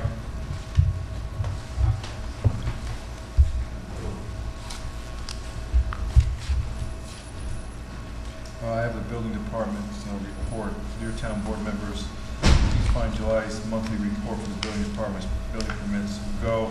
We have issued 8 new building permits, which totals to $5,458, and 1 gathering permit of $100, along with a renewal of a building permit of $175. We are continuing with certificate of occupancy searches, and for this month we did 7 searches, which totals to $925. That's for a fire inspection for this month. We did not schedule any, as I have been very busy with zoning violations. The total for this month is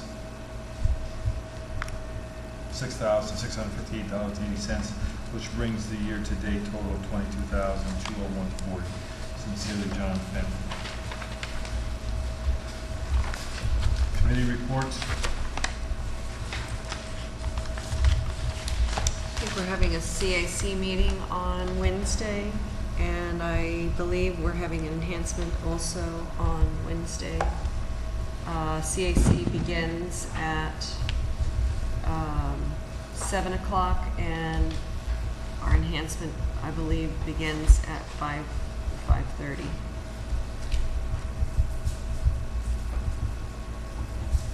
Right here at Town Hall. Does Mike have anything to talk Oh, about I'm on sorry. Main Street?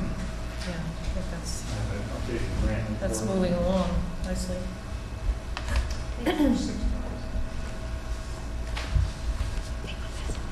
Hi, everybody. Good to see you again. I have updated the grant spreadsheet for August. I've been focusing, as you know, on the Main Street grant. I think we've made good progress this week after our meeting. We have a signed contract with the Amenia Library. Pretty much all of their quotes are in. We need a few modifications, but I'm working on getting the project set up so that we can disperse funds once the work begins. I have sent Mr. Patel's expenses to Albany for their review to try to get that project moving along. And also Claire Houlihan's expenses have been sent in. Those are eligible expenses. I'm meeting with Claire tomorrow because she has a second cost estimate for her painting. I'll get that to Aaron Kinney. They're expected to approve at least the library part of this project and the streetscape part of this project. I've given them all the background material. I've given them the concept plan. I also wrote letters to SHPO asking for their review. We did get approval from SHPO for Claire Houlihan's project. That came on May 3rd. I did not see the letter, but there was a letter sent out. I asked them to resend it. So we did get that approval. And we're meeting every week, the town board on Tuesdays. I want to find out, the next step is really to get all of the project setup forms completed, get the environmental checklist completed, and then we can begin getting disbursements for all of these projects. It looks very good.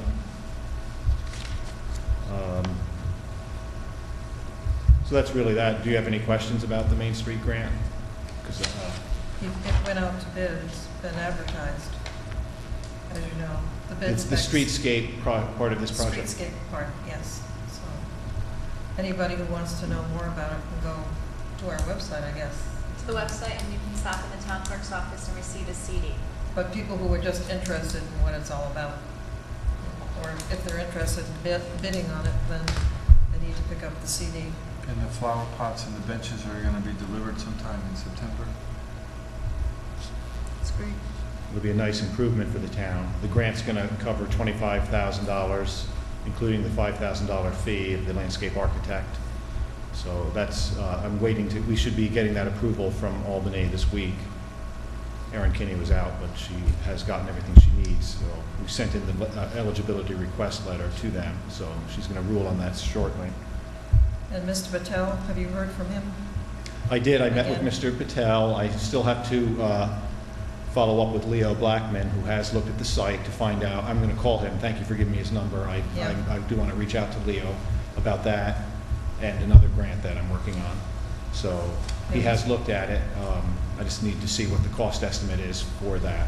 In the meantime, I have sent and prepared, made copies of all of Mr. Patel's detailed expenses, and I will get those to Erin Kinney so that we're trying to establish the amount of the grant that he is eligible for. And the hope is that by reimbursing him for some of the work that he has done on the exterior, he will be able to enhance the facade further, which is what the town's always wanted for that property, which is a gateway, to the historic district.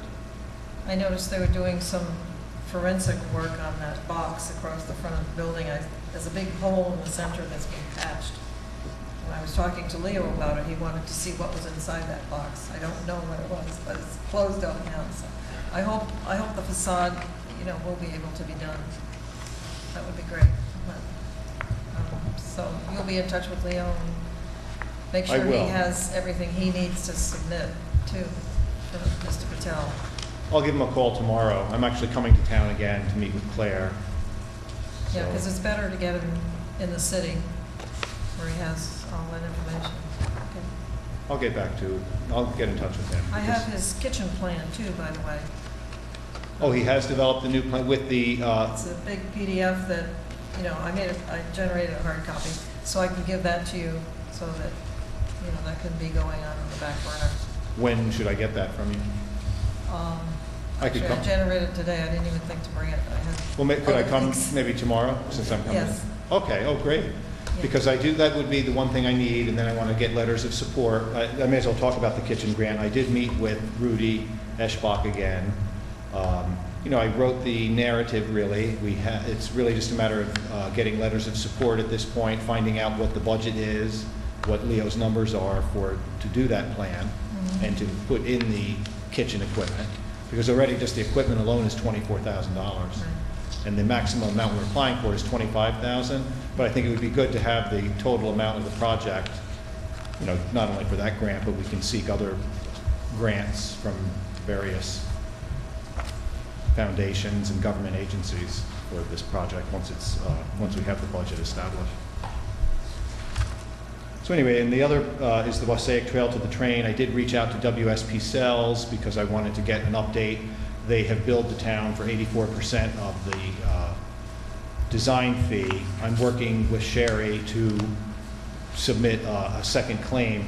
We've already been reimbursed about $41,000 from the TEP grant for design. The maximum we can be reimbursed under that grant is $52,000. And we already have exceeded that in expenses, but I will get that $11,000 put in. That's what I'm working on with Sherry to get reimbursed the $11,000 for that. And then hopefully we can begin drawing down some of the other grants that we have for this project from a community development block grant and also the dormitory authority grant, because I believe some of the design fees could be reimbursed through those grants. SP Cells was here today. I think they're 30% complete. They met with Metro North yesterday. There's some Metro North doesn't know who owns the property, so they have to do some work as to when it was transferred, whenever, to the railroad. That they talked about that. Then they had some discussions about the intersection on, what's that road by the Maxon Mills? Furnace Bank Road. Furnace Bank Road. Turtles, they did the turtle study, that's done. The report's going into the DEC. They're gonna have a conference call with DEC and Dave Reagan, so we can get that straightened around. There's some concerns about that. There's some concerns about the elevation from the railroad station down into the wetlands. It's at 4.7%, which is under it's acceptable by federal standards, but they wanted to see if they can raise it a little bit to make it not as steep. So they were going to take a look at that. But actually, it's moving forward fairly quickly at this point. Things are moving forward. So, What about that crossing at, connecting the trail that goes to Amenia safely across the road to the new segment? The question they have is who maintains that. That they're trying to figure out because you have the state, Metro North, the town, and everybody's involved in the county. And the rail One trail. of the things that I was hoping to follow up with Dan Breyer on is how to correlate this to the CDBG grant, which is really aimed towards improving handicapped accessibility. And that does seem to be the most problematic area for handicapped persons to cross that wide Because intersection. it's a little bit skewed from what the where the trail is now. It's going to be offset a little bit, so they're going to have to come through that intersection They're going to have to angle it somehow to get there. to get there. Yeah. So, So that's being clarified. yep. Yeah. And some of the dormitory authority grant is contingent upon some of their right-of-way approvals, Right. so. From what I understand, Metro North's okay with it. Everything's okay. They just have to figure out there's something to do with the fence.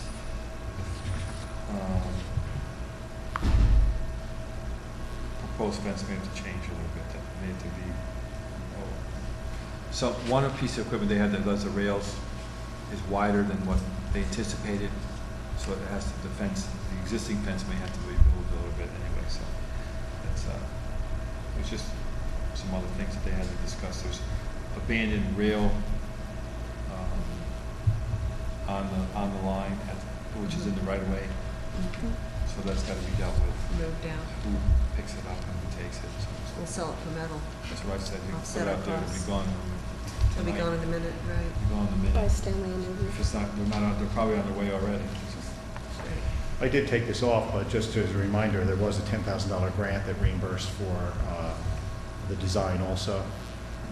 So the town has probably reimbursed $51,000 so far. That's from the Greenway? Yes. And they have some new grants available also, small grants. That's great. Also, I was glad to hear about the hazard mitigation grant moving forward. I did send in the last quarterly report to Marlene White, and I'll be helping Stan prepare the reimbursement claims as that goes forward.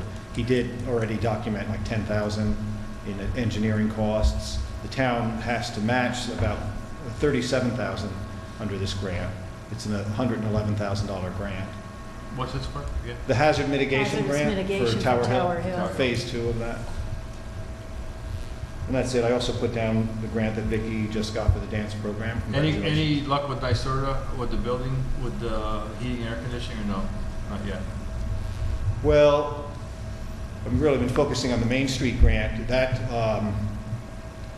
well, it is, it's a possibility through them, the existing facilities program. I mean, it's definitely Yeah, but it has to be in by the 12th. There's no way.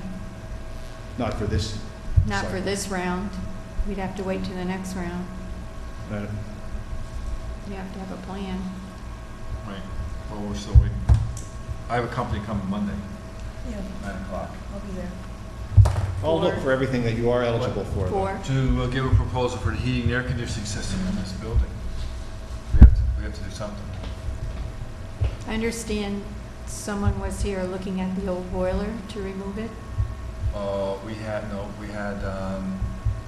Troy? the Troy Builders. Troy Boilers. Troy Boilers, they were here before. They've been here a couple of times to look at giving us a price to repair or replace the ones, well, one can't be repaired, that's a big replacement. One has to be decommissioned and removed. I was under the impression, Right? and I would think that would have to go out for a bid. That's what we're waiting for them because of the asbestos. They have asbestos in the boilers. So they were supposed to get back to me with a quote as to what the cost would be. Well, we'd need 2 more, Right. because that would have to go out for public bid according to procurement policy. And what types of boilers are we looking at? You can do gas or you can do oil, which here, or we do the geothermal, we don't need a boiler. Well, Victoria and I went on a field trip to Hotchkiss to Yeah. look at the wood. The wood chips. I was quite Anybody impressed with wants that. to see They get their those? chips from J&J Lumber, green right off the tree, as soon as they put them through the mill. It's really efficient. I think it's worth investigating for the boiler. Who did this? Do you have to watch it at all? Is there, needs to be watched at all times? I mean, it's, No. no, it's all done on self. computer. It's all done on Oh, computer. They have saved in their first year of operation $800,000 With on the wood fuel. chips. They heat the entire Campus with this boiler. Yes, but it's not pellets, it's raw chips that come in and get fed through an auger into these furnaces, boilers, that send, steam throughout the campus. Actually, Troy Boilers does do a wood, or I think it's Swedish, some kind of wood-fired boiler chip. It was impressive. The BTUs they get out of it. Amazing. And it's neat, clean, it's one guy who runs the whole campus. Aren't and they he's on cool? computer. They're like amazing. Yeah, he said amount. every other day, they have to take some of the ash out, but it takes them, what, an hour? Yeah. Yeah, it's- that's huge. No, it isn't huge. The ash? No, isn't that facility, that's a big facility. Oh, it is, but I mean, it's the whole campus. Yeah, no, but Yeah. we're not looking anywhere near that. Oh, no, but they do, No. they do smaller scale ones as well. Sure. It's not just, so I think it's worth looking at. As I said, they get their chips from J&J Lumber, right to Dover, or Wingdale. For free, or No. I guess transportation costs and, Yeah. Well, it saves a lot of money. I mean, it heats, Well, as I it said, heats they- the whole campus. Yeah, they spent $30,000 on heating the campus. And I They saved remember, 800,000. yeah, they spent what? 30,000. And that's including the wood, the people operating it. It's a, Since we need a backup boiler, I think it's, we don't have to go with oil. But I think we ought to look at all alternatives, wood chips, gas, everything, no in question. addition to oil. Well, the oil is up. I don't know if you've been watching the price of oil. It's jumped $10 in the past 2 weeks because we do need oil. So. And Ed Hoxie had given me some information a while back. I don't have it with me, but in Montana, a lot of the schools and municipalities use boilers with wood chips. That's how they all heat. There's no residue, they have scrubbers on the stacks. Well, what's the cost of the chips though? Because you can do geothermal with no cost, other than electric. Well, we need a backup boiler, he was saying, that's all I'm. Yeah, If we need a boiler no backup matter boiler, what we put in. Why not go a small scale wood chip boiler? Possible. Maybe. Let's check it out. Check it out. Well, at this point, do we hire somebody to help us with this thing? With what? Well, I think, let's talk to this other person that's coming.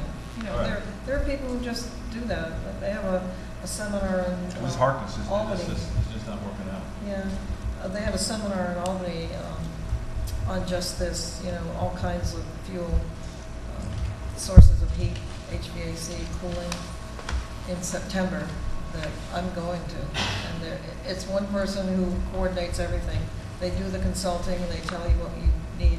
It's a lot like what Jonathan, they use a variety of fuel sources to do this. Okay. It's an all-day seminar. It's quite expensive, but I'm getting credit for it. Victoria, Just recreation. This is grants.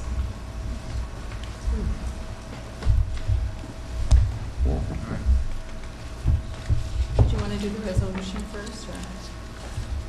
Well, I wanted to finish grants. Nice try.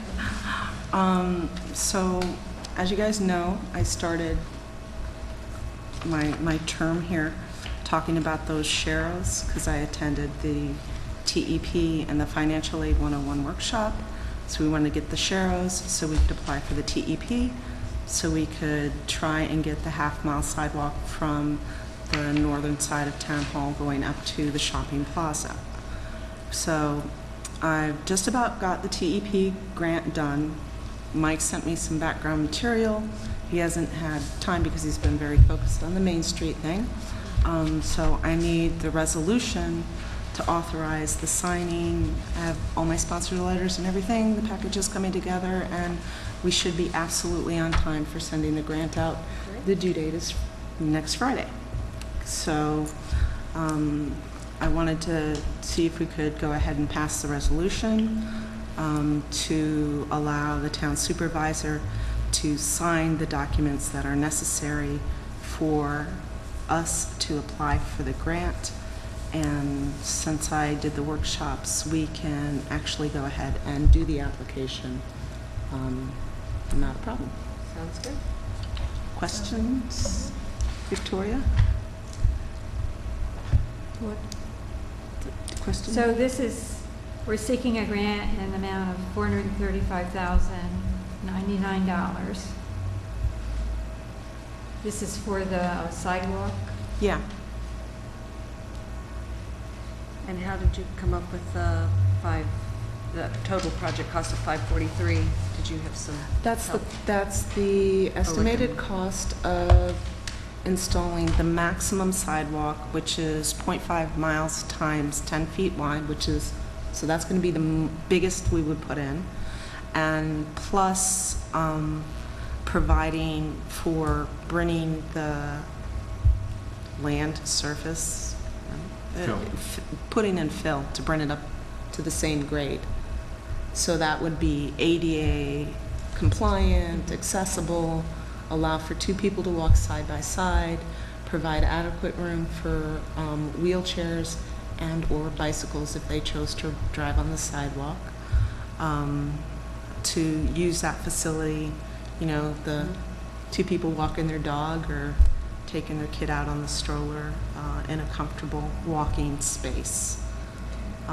So that's Like a formulaic Exactly. cost estimate that you were able to plug in and say this is our best guess without hiring engineers and absolutely, Right. absolutely. It was Okay. was a Formula. reference site through the New York State transportation website. So if you go there and you go to about 7 links and you'll find it. But that's where I got it, and it's specifically for our area of Dutchess County. So it's should a good be match. a for good price. So who would do the construction? You have to go out to bid. Bid it out. We would have to bid it. Well, okay, so the town would have to pay 20%? Yes, that's the $108,775. And those local resources could come from the town, or as I say in the next paragraph, other funding mechanisms, including additional grant writing, new intergovernmental cooperation agreements, in-kind services where appropriate, and potential low-interest financing, which is how we've phrased it previously.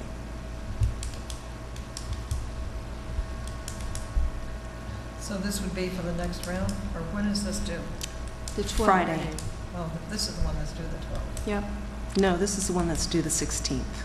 Oh, I think it's The wonderful. TEP is due the 16th? Okay. Yes. We should, I'll make the motion very happily because it's the cheapest we'll ever get a sidewalk and it's the last round available of this funding, as I understand. Right. 20% is the best deal you're going to get for Do we need to grant. read this resolution? And I'll second the motion. And I'll read it. if that's all right. Sure. Or do you want to read your own resolution? You can read it. I'll read it. Sure. Resolution authorizing the town, resolution number, 57. thank you, Tom. Resolution authorizing the town to apply for a New York State Transportation Enhancements Program, TEP grant, for construction of a proposed half-mile sidewalk from the Town Hall at 4988 Route 22 to the shopping plaza at 5086 Route 22 in Amenia. Whereas the town of Amenia has established a community goal of providing safe bicycle and pedestrian pathways to connect residential, business, and shopping center in Amenia, and whereas the town of Amenia, a Greenway Compact member, has continually sought grants and other funding and implemented those projects involving approvals from other county, state, and federal agencies to create a safe transportation infrastructure for bicyclists and pedestrians, and whereas the town intends to seek a grant in the amount of $435,099 from the TEP Grant Reimbursement Program and $108,775 in local resources for a total project cost not to exceed $543,874, and whereas the town will seek creative funding mechanisms, including additional grant writing, new intergovernmental cooperation agreements, in-kind services where appropriate, and potential low-interest financing to pay for this vital project while minimizing future impacts on local taxpayers.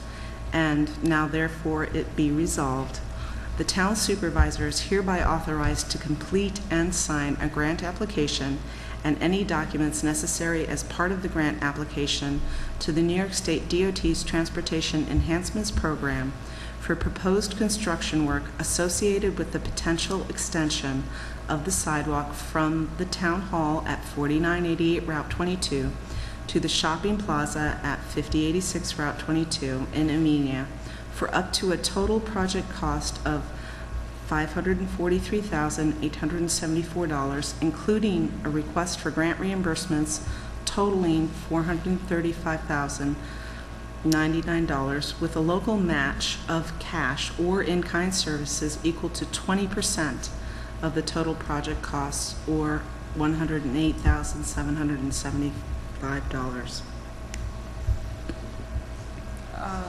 I seconded that.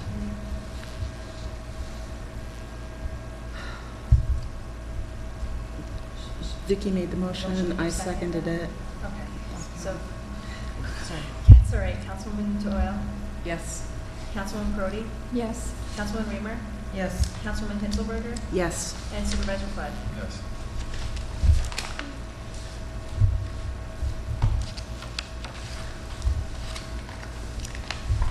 Thank you, Gretchen. Thank you. Victoria?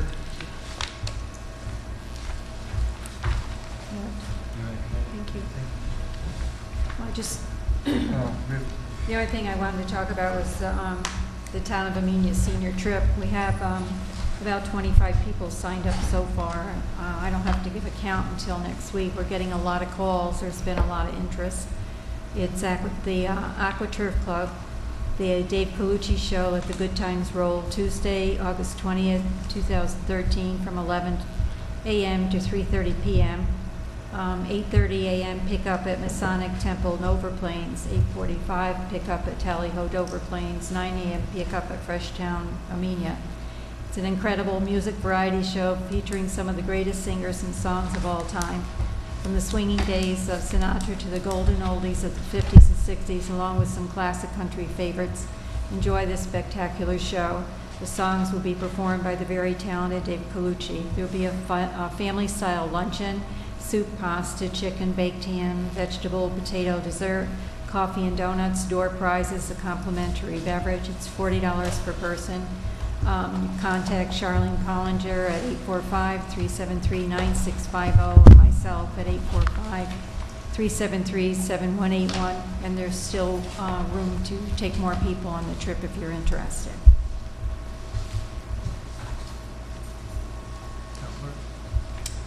I just want to remind everyone that Monday starts the sale of doe permits. I've had a couple of the hunters already stop in looking for it's part of the doe management program to get those special tags for the does. So that opens up on Monday. And posted in the town clerk's office and as well as in the foyer on your entranceway in is the hunter education schedule. It's also been posted on Channel 22. And that's it, other than the resolution that I presented last month for the management program for the destruction of records. Councilwoman Hetzelberger and I met today. I don't know if she wants to add in any comments, but the resolution as it was presented is staying the same. And on the form that was presented under where it says record series, we've also added item description, so that way it's very clear as to what item is being destroyed. I have them. Do you want to pass it down? It's the same resolution that was handed out a month ago. Yeah, basically all I did is I called the state and just double checked because, things have changed since the original resolution went through. And they assured me that as long as we had everything Dawn Marie had but added the description into the log, we didn't need to change anything in the resolution. The resolution still holds, but we do need to make sure that the log is completed, and which she's town clerk, she'll do. So we're good with the resolution. It'll work. You can read this. Want me to read it? Sure. Does all resolutions have to be read? No, you can, read the title into it and just. Resolution number. 58. Resolution providing for the creation of a records management program in the town of Amenia. You just want the rest of the It first? just state that the full text of the resolution. Whereas the local government records document policies, activities, and decisions, provide continuity with past operations, illustrate the evolution of the government and its services, reflect interaction between government and individuals, and protect the rights of citizens, and whereas it is desirable to have a records management program in place on a continuing basis, and whereas a records management officer has undertaken a program for the establishment of a local government records management program and local government archives, and whereas these objectives are best achieved by the official adoption of a comprehensive records management program, now therefore be it resolved that the town board hereby adopt the following records management program. Make a motion to adopt it. A second. Supervisor Flood? Yes. Councilwoman Doyle? Yes. Councilwoman Perotti? Yes. Councilwoman Reamer? Yes. And Councilwoman Hitzelberger? Yes. Thank you. We have two other resolutions we might as well get out of the way. Ian has gotten, get us up to speed here a little bit. One is for the designating the town clerk to receive notices of claims served on the New York State Secretary of State on behalf of the town. This is, I had sent an email, I guess back in June, end of June, early July about this. The general municipal law was amended to allow for service of notice of claim on the Secretary of State, whereas before you could only serve either a town official or the known attorney for the town.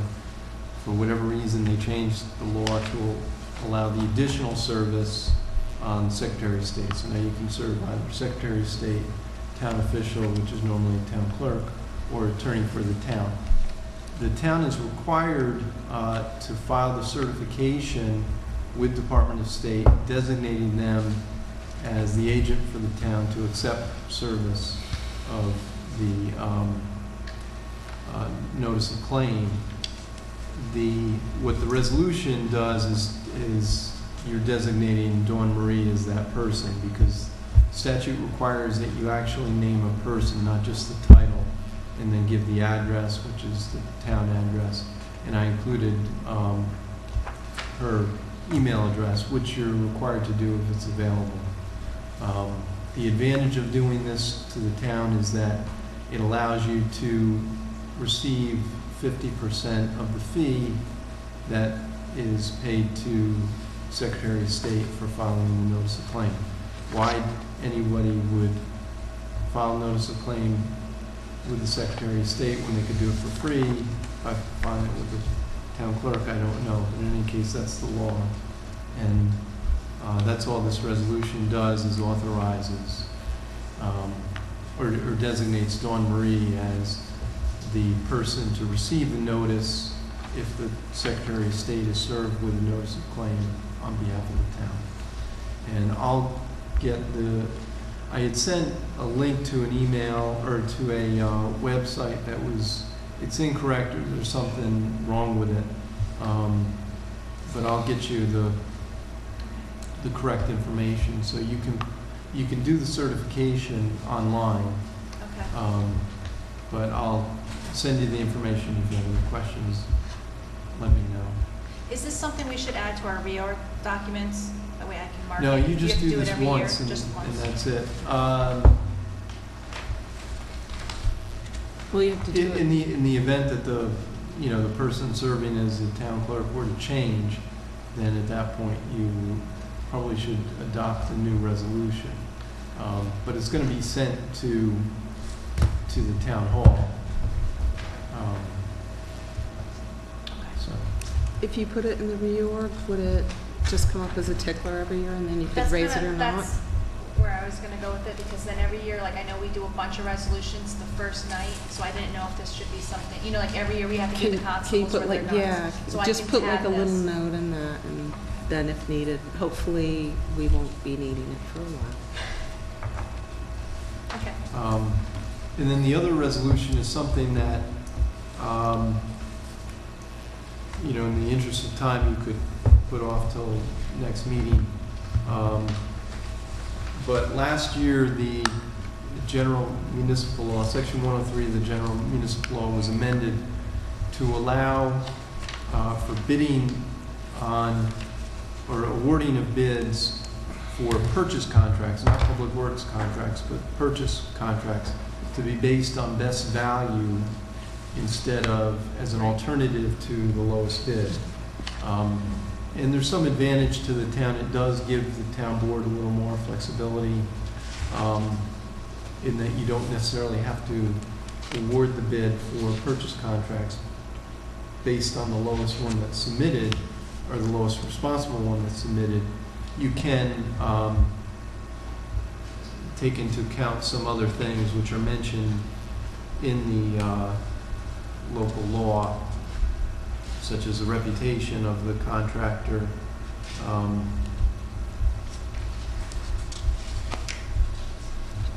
the capitalization of the bidder, ability to hold prices, capacity to deliver or to guarantee deliveries. You're also permitted to evaluate bids based on, based on the bidders.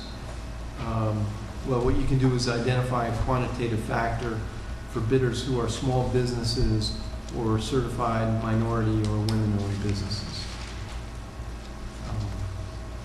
So it's up to the board. It does give you some advantage in that you have a little more flexibility. So we can always accept the low bid. It's just that it gives us Correct. more It doesn't opportunities. preclude you from Right. accepting the low bid. It just gives you Right. the ability to accept something other than the lowest bid if you If it find it meets meets. these criteria. Correct. I think it's worth doing. because I think absolutely. We've run into this before. So it's resolution number 59 of 2013. For which one? That's the first one designated the town clerk to receive notice of claim service on the New York State Secretary of State on behalf of the town. I'll make a motion, we accept that, make that resolution. I'll second that.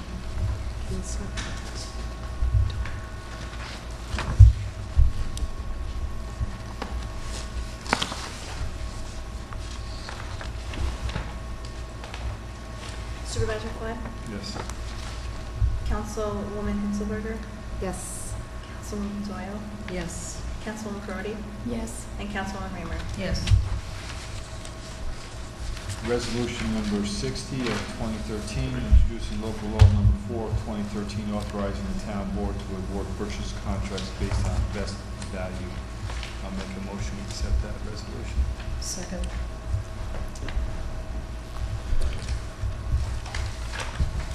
We have to designate a public hearing. I put a date in there again for August 22nd, and you could change that if you wanted to. No, we can do 2 public hearings at once. Yeah, let's. There's nothing wrong with doing We've 2 done that public- before. Correct. Okay, Supervisor Flood? Yes. Councilwoman Hitzelberger? Yes. Councilwoman Doyle? Yes. Councilwoman Brody? Yes. And Councilwoman Reamer? Yes.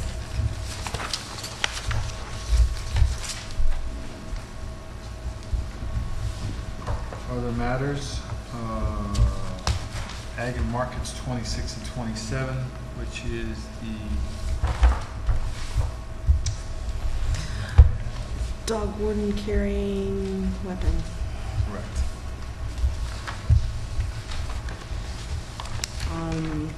We were asked a few weeks ago whether or not we wanted to authorize our dog warden to carry a weapon when he goes out on calls. He is requesting that he be allowed to. The dog warden does have a dedicated call number to the sheriff's office, so he could call the sheriff and have a sheriff go and escort him when he goes into what he feels could be a situation where he would need additional force. Our current dog warden is a constable, so he is authorized in the town to carry a weapon. And you guys have had a few weeks to think about it, so, and Ian forwarded the legal on it. Did I miss any of the basic No, your outline points? Your town code does allow for constables to carry a weapon, provided you authorize it by resolution. Mhm. So generally, constables are, as peace officers, they can carry a firearm, but in the town, your town code provides that in order for the constables to carry a firearm, you've got to authorize it specifically by resolution, which you typically do. We do. I think one time a year. Yeah, we do that you during it. reorg. But the authorization is specific for what they can, Right. you know, use when they're permitted to carry a firearm. So the answer to the question of whether or not the dog control officer, who is a constable, can carry a firearm while he's, you know, engaging in his duties as dog control officer, the answer is yes, provided you Do a specifically resolution. authorize him by resolution to carry a firearm during those times. So then the overall question is, do we want to do a resolution to authorize that? I don't. I don't know what anybody else feels. Yeah, I'm in favor of it. I think you can call sheriffs and troopers. I think it's just as easy. I tend to agree. He's got the dedicated call number. There hasn't been a scenario before where we've had to go there. And I believe one of the other things he was requesting was a cell phone. we're just talking about the ag and market rule right now. Okay. So, in my opinion, I don't think that at this point in our town's history, it's a good time to have that resolution. Vicki, what do you think? I agree that I don't believe that it's necessary at this time, if there is such a time when it becomes obvious that we have a real dog control problem. I don't think we've had anything that rises to the level of needing the need to carry a gun. It's just my personal opinion that it hasn't been necessary, like you said, and I I don't think it's needed. Yeah. I Darlene? agree, I don't think we should authorize that. It's inappropriate. If there's a real problem, they should call the sheriff Yeah. or, get a veterinarian Troopers or to whatever. handle it appropriately. Okay. So as Victoria said, the other issue with that was they were requesting a cell phone. I did check with bookkeeping, and there are no other cell phones paid for by town funds. And then I went to try and check with the telephone carrier. So I pulled the contracts to see how much that would cost if we could put in either a virtual extension or a phone line that we could forward to him, or a mailbox we could create. But I could not gain access to it because town telephone contract is in someone's name and not in the town's name. So that needs to be rectified, because you can't get any info out of them. They won't talk to you unless you're someone who is no longer here. As or deputy, not me personally. they won't talk to anybody except people who are a person who's no longer in office and another person. So it needs to be shifted over to the town in order for me to find out if we can do a virtual mailbox or a virtual extension. When I was looking at the cell phones, I did go through the because I'm doing the audit.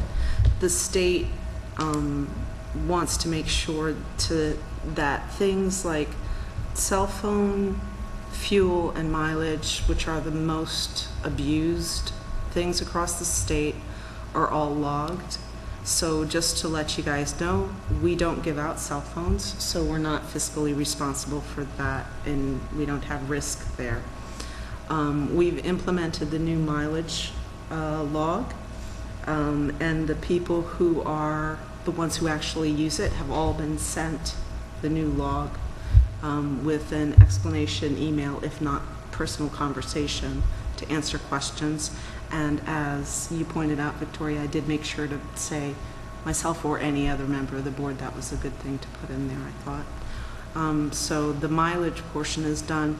And then I checked the fuel logs down at the highway department today, and Stanley has them in perfect condition.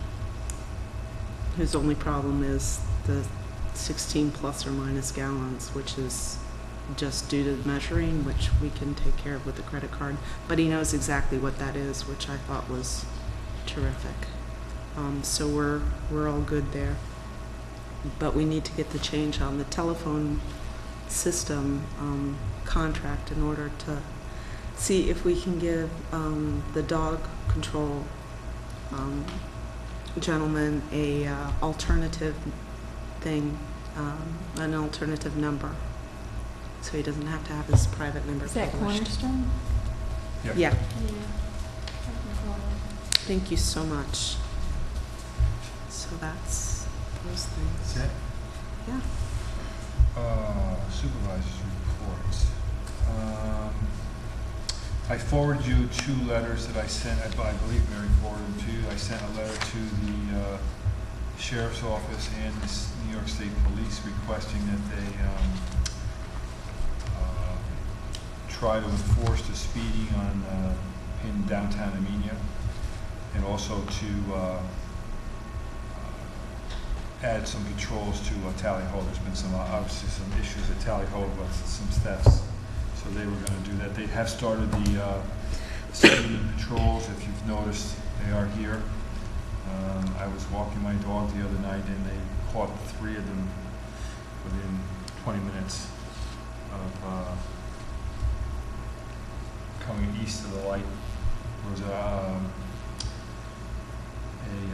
SUV, a big Suburban, passed a car right in front from Delango's, pulled out and just down the road he went. So about 80 miles an hour. So they got 3 of them right then. right there. They've also got others, so they're on the roads. Well, they pulled me over, Right. which was nice, but mine was innocent, I swear. I had my tail lights on my truck stopped working, so the headlights worked, so I turned it on, and then there were no tail lights. So I thought that was really nice of them, actually. Got that fixed. And I met with Dan Bryers today from WSP Sales, with Dave Reagan and Marty Grossman. And Dan reported most of the issues are worked out. There's a few issues that we have to do as we move forward. The project is application 60% complete, and Metro North is moving forward with the right-of-ways. And I got some stuff here if the board wants to take a look at it, the drafts of the takings, the properties, and the preliminary plans are here, which I think you all saw. They've had them, we've had them for a month or so. The landfill, I was there on Tuesday. The rubber cap is done. They were finishing it that day. They are now filling it, completing putting the dead sand on top of that, the black membrane that you see or saw, and then the topsoil, and then they seed. There's some other, they were doing some washouts that are underneath the cap. That was being completed. They're saying they should be done by mid-September. I've talked to Liz Rovers a couple times. They're waiting for the final bills to come in. I know Sevenson's corporate people have called, and they want to sit down and go over some cost estimates of extras and so on and so forth. But our position is that there are no extras.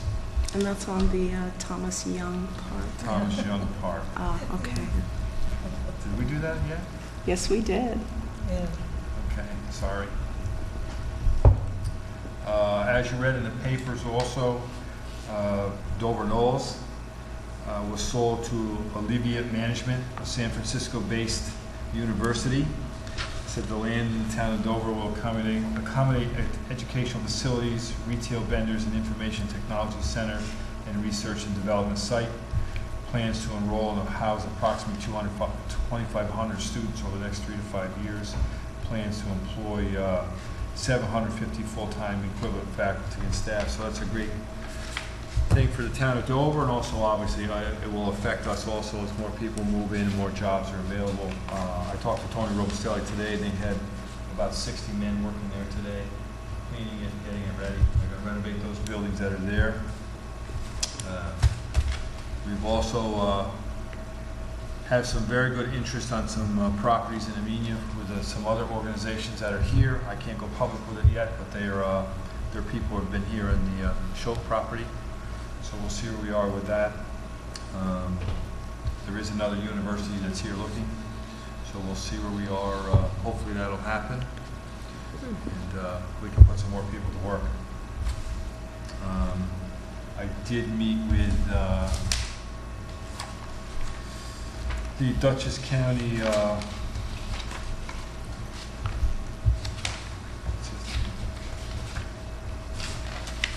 Department of Shared Services. They were here today. And there's a pamphlet upstairs and downstairs. We can buy, batteries, binders, bowls, cleaning cloths, cups, and envelopes. They have a storage room in Poughkeepsie, which if we can check with our prices, we do buy most of our stuff through the state bid. But what the county's reaching out to other towns is they want to make sure that we are capable of buying stuff at a cheaper rate, cheaper price. They also have surplus cars, desks, chairs, and I believe the town's got some stuff from them before. Will they deliver? They'll deliver to Millbrook. Yeah, that's what I thought. That's the way it was before. Yeah. And I got a pickup. well, we got pickups. There's people. It depends on what we get. They were here today. Also, we can buy fuel oil with them. We tried that last year, but we got a better price elsewhere.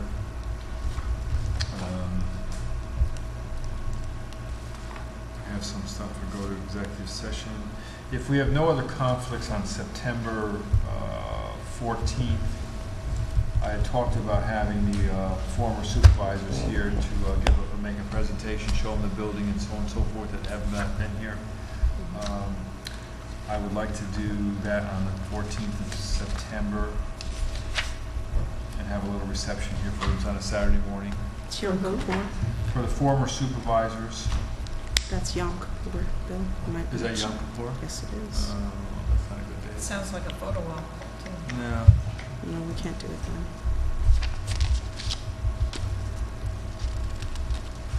I can check with Mary and see what dates work. We have to bump it up maybe. Yeah, Maybe do it the week before. maybe looks. Some of these gentlemen and ladies are getting older. That's why I want to make it just, they've done a lot of work for the town. Yeah, I'd try moving it up. What's the date? Try moving it up to the 7th if you can. September 7th? I don't have anything on any. Okay. Does that work Vicki, for what about Vicki? you? For September 7th, I don't have anything. September what? 7th. Oh, we do I have have a that ramble down in as the a morning. walking tour. Is that one it is? That's the 10 to walking noon. tour? Yeah. Of, Is That's a walking tour? Saturday the 7th, 10 to noon is Wasaic Historic Walking Tour. I'm away, I have a class reunion.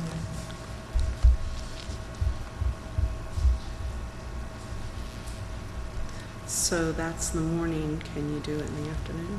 September starts to fill up quickly. Try that. In the afternoon? yeah. Yeah. Okay. What time's the walking tour? We're over by noon. Done Okay, by so noon. 2 o'clock? 2 o'clock sounds good.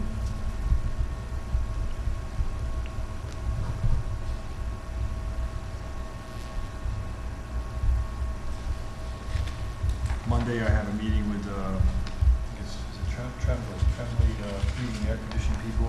They'll be here Monday, 9 o'clock to look at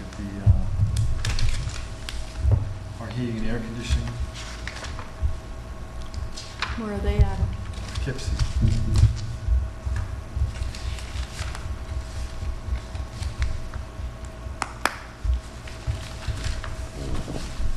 The problem we have is that there's not many people that handle the size of the boilers that we have.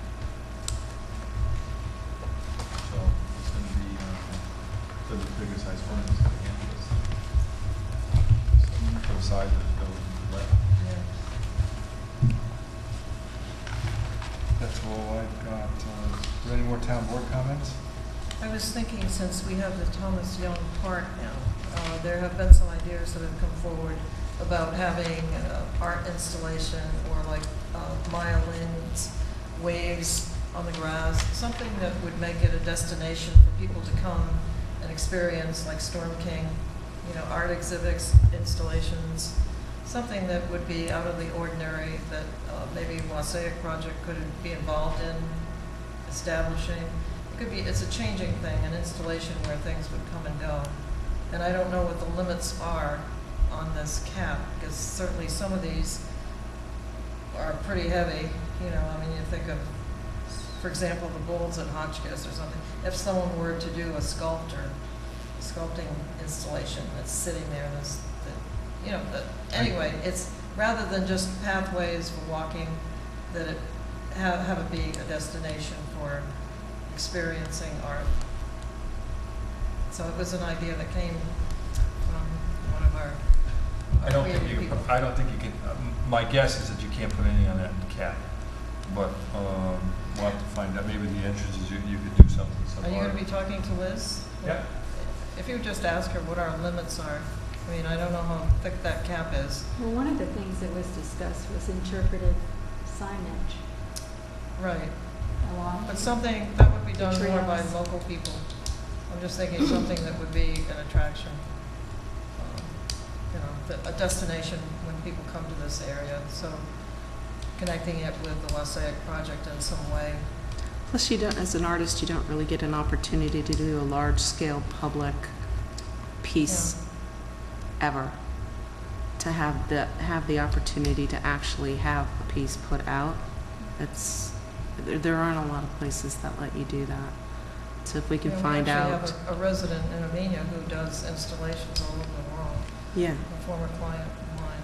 Yeah. So it's a thought, something to do. But if we can find the specs, that'd be great. Peter? No, on Tower Hill. No, it's I'm trying to find out some of those bowls to put here. Oh, I've reached out to them. oh. They have an extra set laying around somewhere. Wall Street. No, They're different. they're different. They have them in Kent and Hotchkiss. That's the only place I've seen them. Yeah. But anyway, it's an idea for a destination, people coming to Thomas Young Park. Just another thought rather than just pathways that may be just used on a smaller scale to attract more people to this area. I was there on Tuesday. What a difference. Yeah, it's different. It's incredible. I don't know if you were ever at the site before it was, were you there before it was clean? You mean originally? Oh, yeah. You looked at it. Incredible, the difference. That's all I have. Anybody else? I have my last PSA, Okay. if we're ready for that.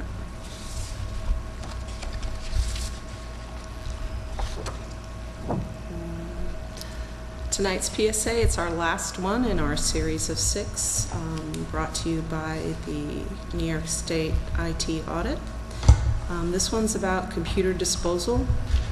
The first thing I guess you need to know when you're going to dispose of your computer is that you need to understand your hard drive, because your computer often has personal and financial information like your passwords, account numbers, addresses, and phone numbers.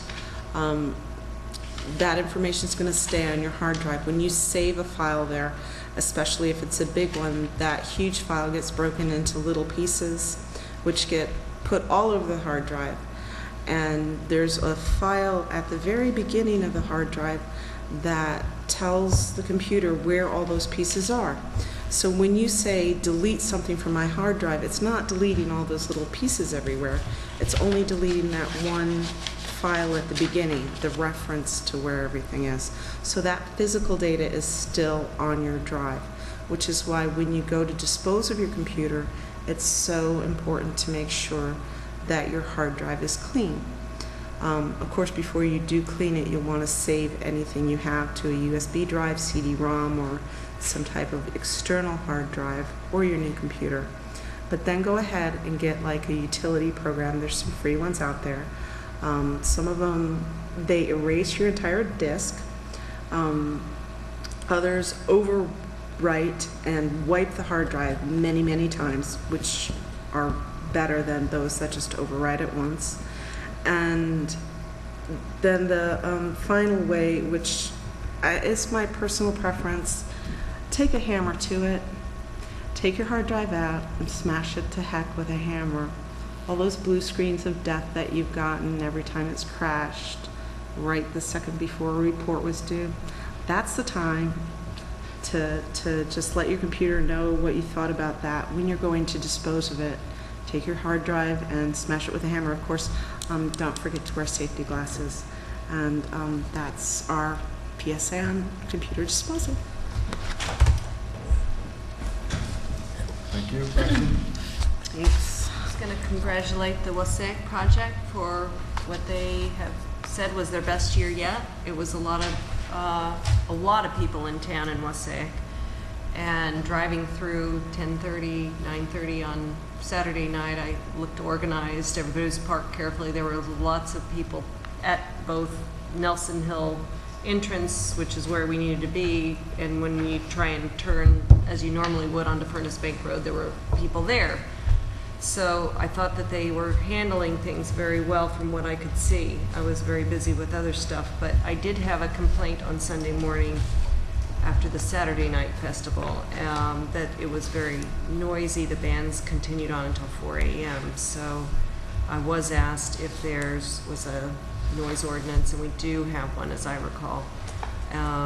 So I will talk to John Fenton about that and Wasaic Project about trying to, time that ending of the performance to be more aware of the fact that it's a very densely residential population, and it's just 4 in the morning won't work, I don't think, for keeping going that long. So I don't know if anybody had any other experiences there, but I've had just fabulous, great responses to the dance, the theater, the art. It's all getting bigger and better, higher quality in, I'm not an artist critic, but it seems like more people are enjoying it from all different walks of life, so. I was there Saturday night. Kudos to them. It was a great show. The movies they showed were incredible. That's what I heard. The movies were good. The movies were very good. The crowd seemed to be, polite, having a good time. Yeah. The only thing I did notice is that we have a couple street lights out on Furnace Bank Road. All right. So but it seemed to be, they had their own security people. They seemed to have it under control. It's amazing to me that we have no trouble. We have no trouble there at all with Right. these people. So it's worked out very well. It's a lot of people. A lot of people. I heard they ran out of Yeah, they food, did the run out of normal food, food, yeah. but the fire company still had food, so that was good. Budget worksheets, I know we have a couple of meetings coming up, so I wondered if by Wednesday we could either use our old format, Yeah, it's just a we can try, sheet yeah. to submit, but I know, when we only meet once a month, probably should be starting to think about that. Columbus Day I have set out for a talent show, and it sounds like both the gym and the auditorium are available for 2 o'clock. Peter Cascone said he would do the emceeing, and I'm just throwing it out there as our potential new date for a talent show since the other one didn't work. So I'm continuing to look into that and offer a couple of audition opportunities for people to come ahead of time and tell us what they're going to do so that we don't have any big surprises about what might or might not happen that night. Garden Club tried to put an event together for any day over Columbus Day weekend last year, and you might want to just look around at all the other communities and the activities and see if you're going to be drawing that same crowd of people, because it's a very event-packed time, especially for, I think it was was it 4-H or was it Future Farmers of America, but a lot of the kids FFA, with their there's a parents. big thing FFA, in Pine yeah. Plains. Yeah, that's a That's big their deal. huge weekend there. Right. And that draws a lot of people from our town over. Yeah. What I was thinking about is just finding out, the key people that I know would probably be interested and see if they're available, if that's a good weekend, because I don't want to get too far out from the summer where they've had a chance to polish off some little act with a couple of their friends.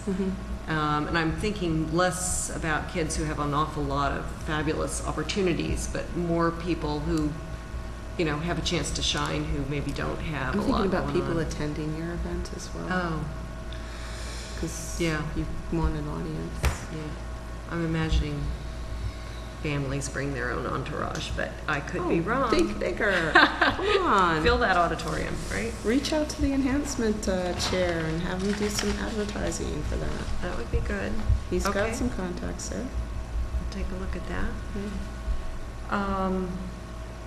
I do have, I believe we got the Berkshire Taconic Community Foundation, but I didn't get a notice of it, so. I didn't see a thing, yeah. It's very odd. It usually comes right in my mailbox, so I didn't see it. But I'll reach out to Sherry. Maybe it went straight to bookkeeper. But I saw it, the announcement. I mean, it was in the press release, so I'm sure that we got it this year. But I just wondered if I didn't see it for some reason. Okay. So we have $470 from Office of Children and Family Services, $2,000 from Berkshire Taconic Community Foundation, and $1,900 from Dutchess County Arts Council. So that makes $4,370, and I'm not going to be here at the next meeting. I realize I'll be away on vacation, but I'll submit a proposal of our budget, which I'm roughing out to be $3,000 for our instructor, $1,000 for the assistant, $200 for the sound system, $200 for the video, very similar to what we've done in the past. And I think that would leave us with $4,400. I wouldn't touch the taxpayer dollars other than $30, because our total would be $4,370 in grant versus $4,400 in expenses, just in a quick rough out. But I will submit a little what we did last year versus what we're proposing this year. But we do want to start our dance program September 15th or thereabouts, and it'll be Saturdays again. It'll be in the, we're trying to avoid the soccer issues that we had last year, so we're trying to be sensitive to that group of people who had to make a decision about dance or soccer or whatever else was going on. But we're trying to add to our numbers by working around those potential conflicts. That's all I have. We've had another contractor in here, the original contractor that's sanding the floors never materialized. So Oh, for we've the had upstairs rooms, the classrooms? the classrooms. So we've had a couple other companies come in, but this last one was just a waste of time. But I know Mary's got some other ones coming in, so we're trying to get that done for the dance program, get that repaired. Yeah, we do need the heater working though in that upstairs room.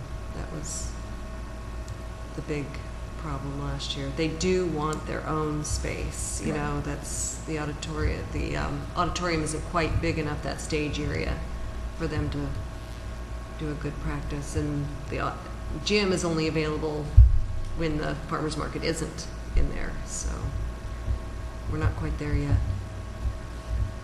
So we are working on getting prices for the different contractors that come in and do this. We only have 3 or 4 rooms to finish and we're done. Okay. The whole building's done. Okay. That's That's right. good. I'll make a motion and we go into, We had an email outage. We used our notification system on the website to post, to let people know. There was a slight outage, and I just want to remind people to please call and inform us if you're not getting the email. Pick up the phone, give a call, so we can, number one, get the word out to everybody and let them know that the email system isn't working, and number 2, get the email system fixed.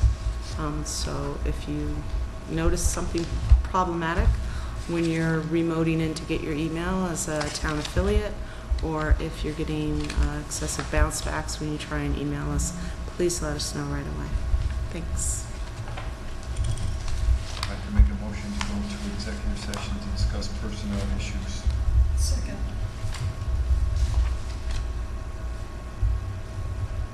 Councilwoman Reamer?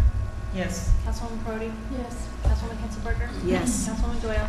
Yes. And Supervisor Platt?